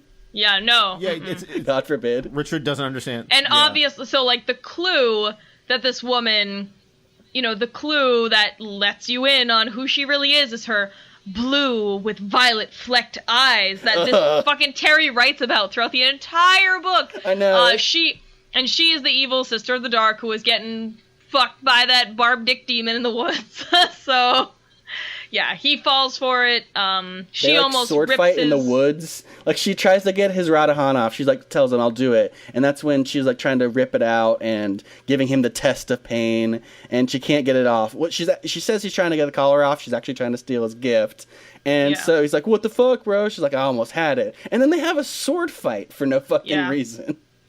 Yeah, then they have a sword fight, and he's like, oh man, she was like the most powerful woman I ever saw, but of course he still overcomes it, because when he fights with the Sword of Truth, he fights with the spirits and, like, knowledge of everyone before him, because, guys, what is Richard? What type of wizard is he? A war wizard! A war wizard! Yeah. The cool kind. Like, it's a super cool guy. Super cool guy. I hate it so much. I'm so upset. It's so stupid. It's worse than Sisters of the Dark somehow. Yeah. The war. He's a war wizard. Oh, Jesus Christ. It's just really dorky all around, and, like, honestly kind of not that creative in the end of anything. Like, I didn't love that part either. And yeah, this is where they just give him all the powers towards the end. So in like a span of like not even 5 chapters. So he beats the Sister of the Dark Lady. He finds out from Nathan that like he has subtractive magic. So that's why nobody can get his collar off, because he has the kind that no one's had in 3,000 years. 3,000 years. But he tries to just roll out. How does he get the collar off? I can't remember now. I don't remember either. I think he. Shit, does he? Doesn't it just like fall off, or doesn't like someone remove it for him? I think does he hit it with a sword of truth? Oh no, he goes. That's right. The boundary doesn't matter if you have a sister with him. So he goes to the magical tower desert place, and he goes there with Verna, and then he goes up into the towers that we mentioned earlier with the lightning and shit, with the sorcerer's sand in them, and he literally just does Super Saiyan shit. He puts his sword in the air and like calls lightning and destroys these towers so that he can get back to the old world. And now this barrier is gone. And oh look, the tribe that Duchailu belongs to, their land, they can have it now. So that's cool. Also, wait, is his collar gone at that point? I don't remember. His collar breaks off after he Super Saiyans. After he Super Saiyans, okay. Yeah. So Super Saiyaning is how he gets the... I don't understand, like, how did he know he could just go to the towers and do that? I guess he knew he had additive and subtractive, but, like, I don't understand how he logically goes, like, all right, well, I'll just go in these towers and stick my sword up in the air and, like, scream a lot or whatever, and that'll be fine. Like, I mean, it's not even, like, an analogy to compare it to, like, Goku. It's literally just what he does. He looks in the sky and yells, and, like, beams of light just make a bunch of all the right shit happen. Yeah, that's basically the summary of Dragon Ball as far as I'm concerned.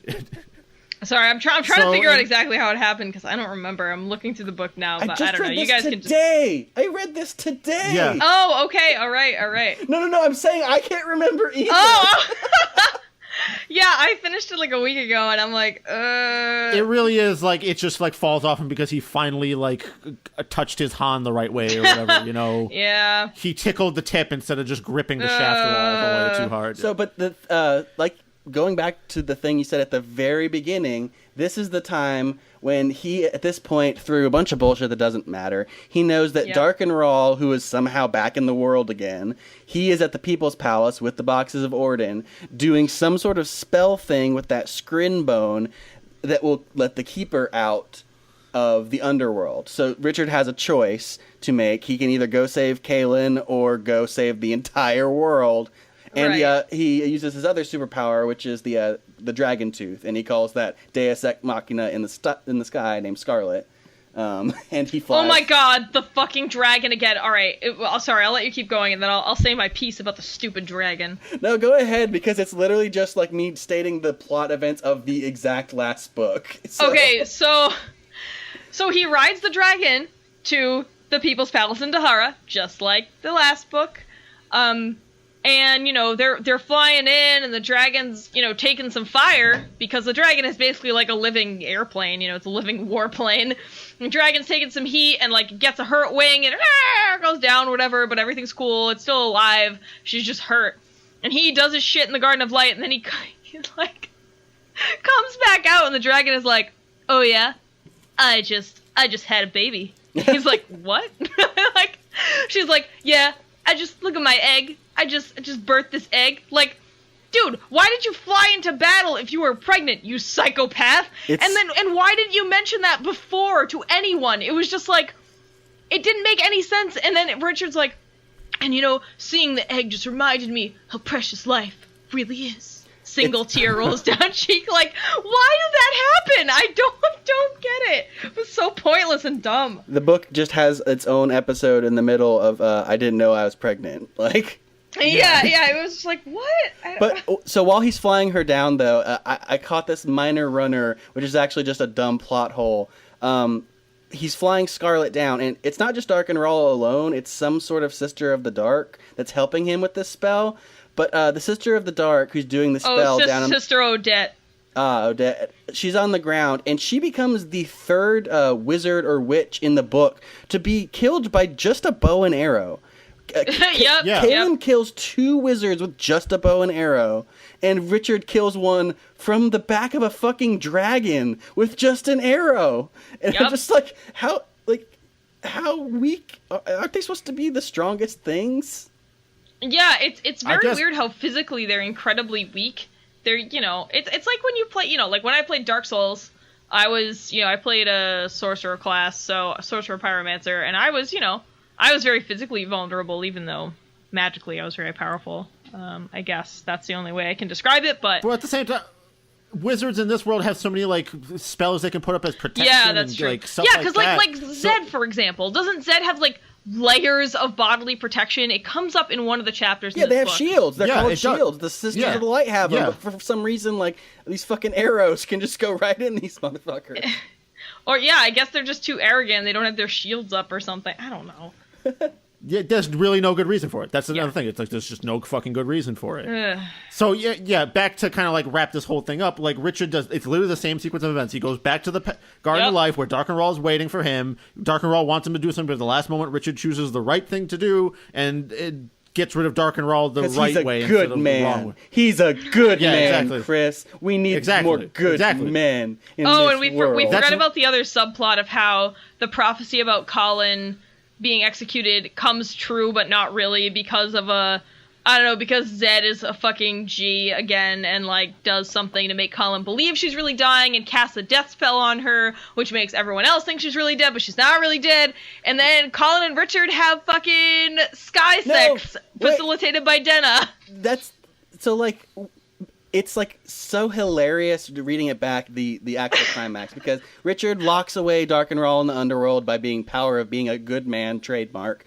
And then but then the chapter after that basically is Colin finally like finding Zed, and Zed doesn't have his memory because of magic aids.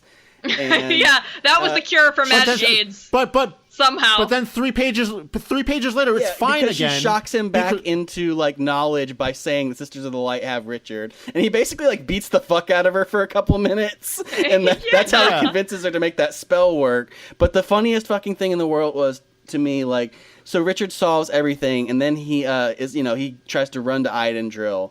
Right, to like see if she actually died. And at this point she's already had like the death spell put on her. But he gets there and just murders everyone. Like he literally murders all the counselors, all the guards. He just like he can use magic now somehow. He's just blowing holes through doors.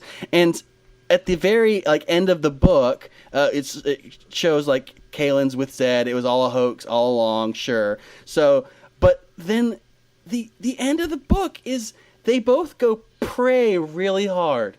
They both go pray really hard, and then they get in a garden. Laid. Yeah, they pray in separate gardens real hard, and then Denna is like, "Hey, I'm here to facilitate your Cloud Sky sex. Get on board the Cloud Sky sex train." And then they both do, and they go. It's more like astral plane sex. If like we're being, you know what, Cloud Sky sex is funnier, so I went with Cloud Sky sex. Sure, gotta agree. Yeah, like there. it's just like like it's literally just like they pray really hard, and I guess they pray so hard they come or something. Yeah, here's my question. So they're like, so they never still at this point in the book, they never physically have sex, but I guess they do because obviously that coupling produces the confessor, the male confessor, I am assuming. Not in the astral world. The astral world, no one can get pregnant. It's like a pool. Oh. Yeah. Well, I'll spoil this again, because actually I asked that same question to TJ like a couple of weeks ago, Paris, and turns out never a male confessor ever. What? There's so much setup! In the books? What? Are you serious? No male confessor. Yeah. What? No, ever. What? No, ever, I don't believe you. I don't believe you. I'm gonna read all 16 of these. Oh, you got a lot of real bad books coming your way. Oh God! There's one book that doesn't even have Richard and Kalen to get.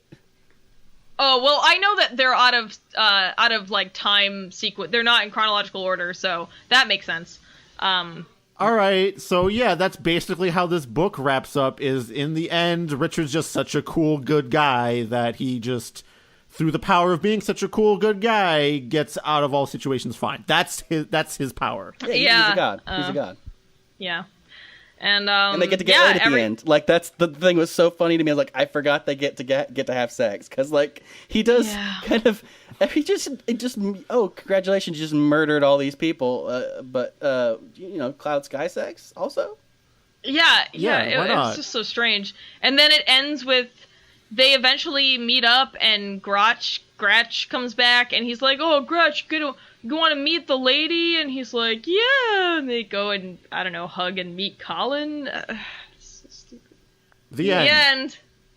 Stone of Tears by Terry Goodkind. Oh yeah, we didn't even talk about the Stone of Tears. Did we talk about the Stone of Tears? That's how he uses his good guy powers at the end, right? So Dark and he Rahl gets it from Rachel in like the People's Palace trying to summon the devil, and basically he's like, "You should put the Stone of Tears on me because I like made your girlfriend die and stuff. You should totally just put the Stone of Tears on me and lock me away." And Richard like puts it on himself instead, and like, "Oh, you solved the riddle again in the exact same room again." Yeah, and like the Dark and Rahl is like not really being that like fucking obtuse about it. He's really like, "No, you should do this thing." So of course Richard's probably gonna be like, "Wait, I probably shouldn't do that thing," right? Like, and the Stone of Tears was on Rachel the whole time because Zed put it on a necklace and gave it to Rachel because he was like, "This is the safest place I can put this right now." And then they meet up with Rachel at the end, and Richard takes it, and then he goes and uses it like they just described, and that was the whole point of the Stone of Tears. Da-da-da-da. So yeah, like the plot of the book was basically just in that last little bit where, he took the Stone of Tears, he got back to Dark and Rahl, and also along the way he learned to use his Han, but turns out, by the way, he didn't really have to go learn it with the sisters to begin with, because Zed could have taught him that. They say that in the book. It was just a ruse by the prelate because she needed him to come there to do all this shit to disrupt the Sisters of the Dark and fulfill a prophecy, so she lied to Verna and the other sisters that went on the journey to get Richard, and told them that he did not have a wizard to teach them, because that's the whole reason they were bringing boys to the Palace of the Prophets, is because they didn't have wizards to teach them to use the gift. And turns out, Richard was right. He didn't need to go there, but I guess he did to fulfill a prophecy. I don't know. It doesn't really make any goddamn sense. No, well, like, Zed had put a spell on the world for, like, the previous however many years before he came into where Richard lives, but like that spell had like long since been lifted by the time like this book. So I would think that, like, I don't know, he lifts the spell at basically the end of the first book. So shouldn't the sister have been like, "Oh shit, we should probably go back home. There's like a wizard here. Like we yeah, right, guys." Yeah, and that's what I was saying. Like, how did they not know about Zed, who is literally first wizard of the Midlands? He is like the most powerful and most famous wizard of the Midlands, and he's the wizard Wind of Death.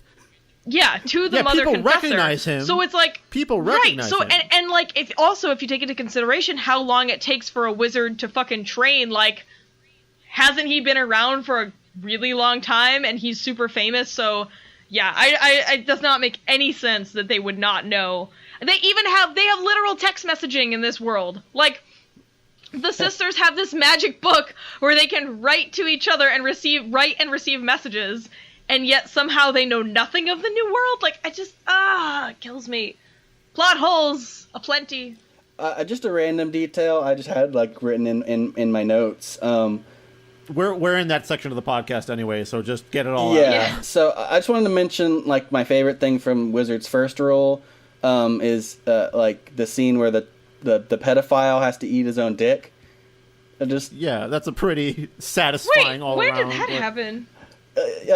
When she goes into the Kandar, that's how she beats like the quad with Dem and Nass, and she just feeds him his own dick, and it just like that's right. What made me recommend the first one. This one was less horny than I remembered, for sure. But it's like there was one scene where right before they do the ancestor meeting, where to show a bad omen, an owl flies into Richard's head. Oh yeah, and it's hilarious. It's like slapstick comedy, and I was like, this is supposed to be a bad omen? Like, It was so ridiculous. It was like throwing a pie in his face. Like, it's so stupid. Wow, this owl flies into his head. Oh no, like, it's the worst omen. Not like that night, too. Like, he literally just said the bad thing he was planning on doing, thwack. Like, it was... Yeah, it was... Yeah. Also, this is like a frequent enough occurrence where it's like a cultural thing for the mud people. We're like, oh shit, the owl flew into your head again. Oh man, yeah. Don't go outside this week. I can't go out tonight. An owl flew into my head. Yeah. I got another owl to the head, man. Sorry, I can't come into work. Owl to the head. The only other random note that I have is just like, if you ever read any more of these books, like, I didn't keep a tally like I should have, but count the numbers of times Richard purposely cuts his forearms. Oh, before going weird. into battle, Right. he drew the blade across his skin. I'm like, no, you're cutting yourself. Yeah, he does that a lot. I noticed he did it at least once or twice in this book, and he did it in the first book too. No, at least like 5 or 6. Like I Oh, lost God. count. It's like how many scars does he have all over his arm? Like Kaylin needs to be like, are you a cutter? Yeah. Yeah, well, It's just a real tough guy I was gonna thing to say, do, yeah, y'all. you have to be super tough, so you have to cut yourself. It has to weaken you, though. I don't care how tough you are. If you have an open wound on your Yeah. arm before you're even fighting yet. Yeah, it's pretty dumb. No, it's the power of the Seeker, you see. I am the bringer of death. I am the edgelord to end all edgelords. He's the fucking lord of everything, and he becomes a literal god. What can you expect? Yeah. You can even kill the invisible vampire reptiles. Yeah, Yeah. get Like- an invisibility cloak. They're like the sort of the villain in the next book, where like the The next book Mriswiths. has like it's basically about a serial killer, and people think it's just Mriswith, but it's actually What? it's actually both. Oh, Oh, no, great, that's cool. dumb. Ugh, dumb. So thus ends another chapter in the saga of Special Richard with his special dick. Yeah. To end up. That's basic. I mean, that's really his true superpower, right? Is like he can fuck Colin. That's like the end all superpower. I mean, and Terry Goodkind must have some serious sexual issues or urges that are just unaddressed. I mean, I don't know how you can write books like this and not.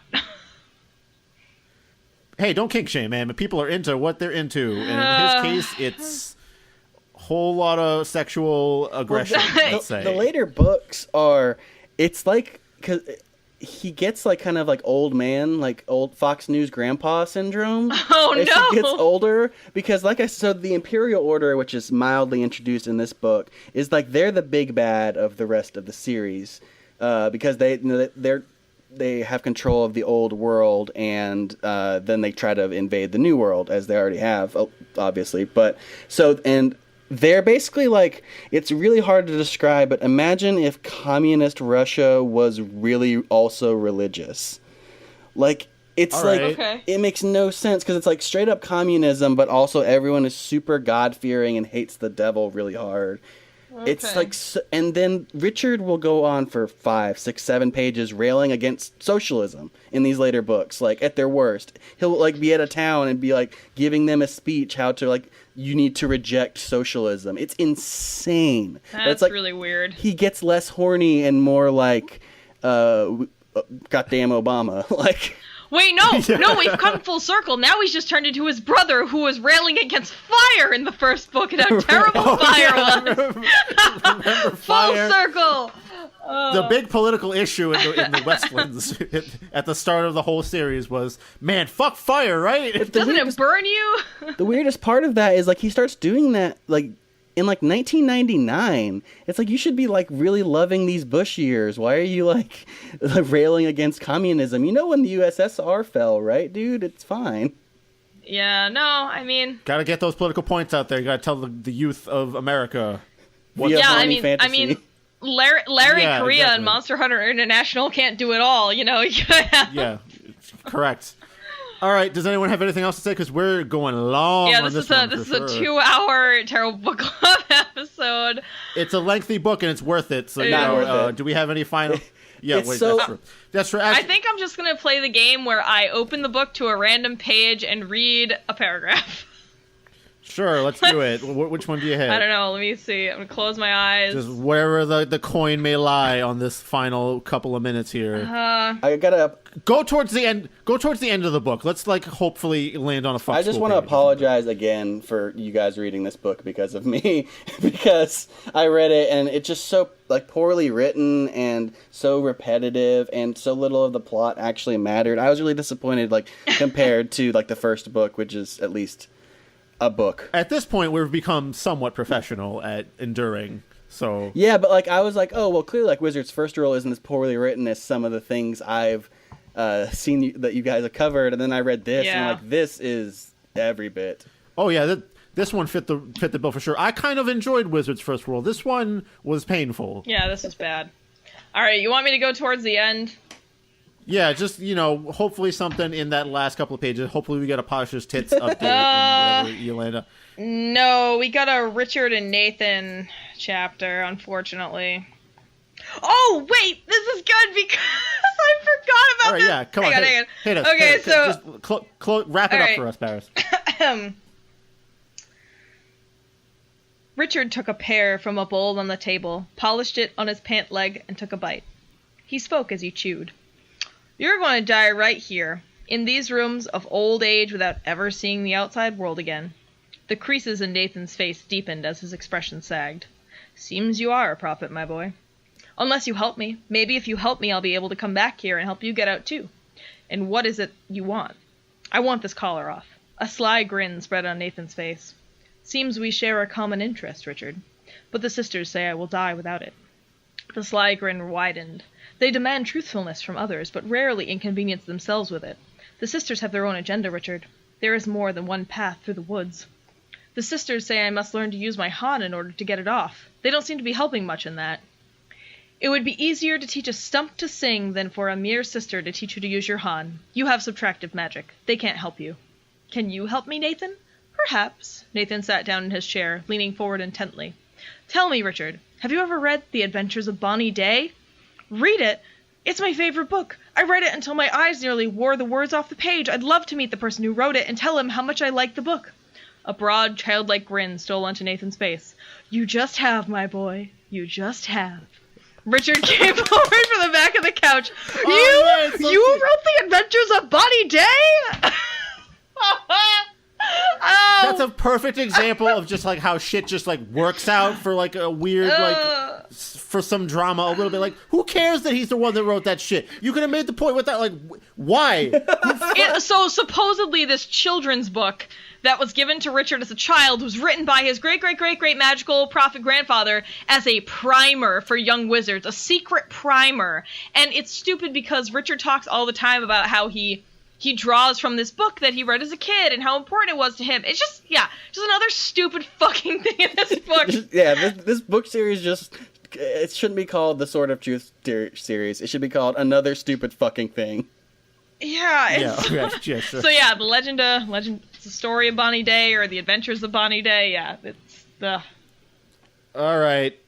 So this one was a long one. Thank you, TJ, for joining us on this one. Hopefully everything, like all the files, transfer over to me and I can cut this up together, get this uploaded sometime soon. I'm sure we'll have a lengthy uploading session from both of you. Yeah. Thanks, TJ, for introducing us to this terrible series and for being here with us for the second book. It was super fun. Like I'm glad that someone else finally knows the insane things about these books. Yeah. Harry Potter went to fuck It's school. nice to. Yeah. It's a nice thing to be able to show someone like a dark nerdy corner that you've had for a while. I almost forgot the most important part. All right. I was introduced to these books in middle school by my mother. All right. Wow. All right. Great. Are you sure? Is she a sister of light? Because I've never seen her with Aquilian. Yeah. So. All right. Okay. With that, I think that'll be it for us. All right, thanks everybody. All right, thanks for joining us on this episode of Terrible Book Club for yet another fantasy romp. I'll see you next time, Paris. Yeah, bye, Chris and TJ. Bye.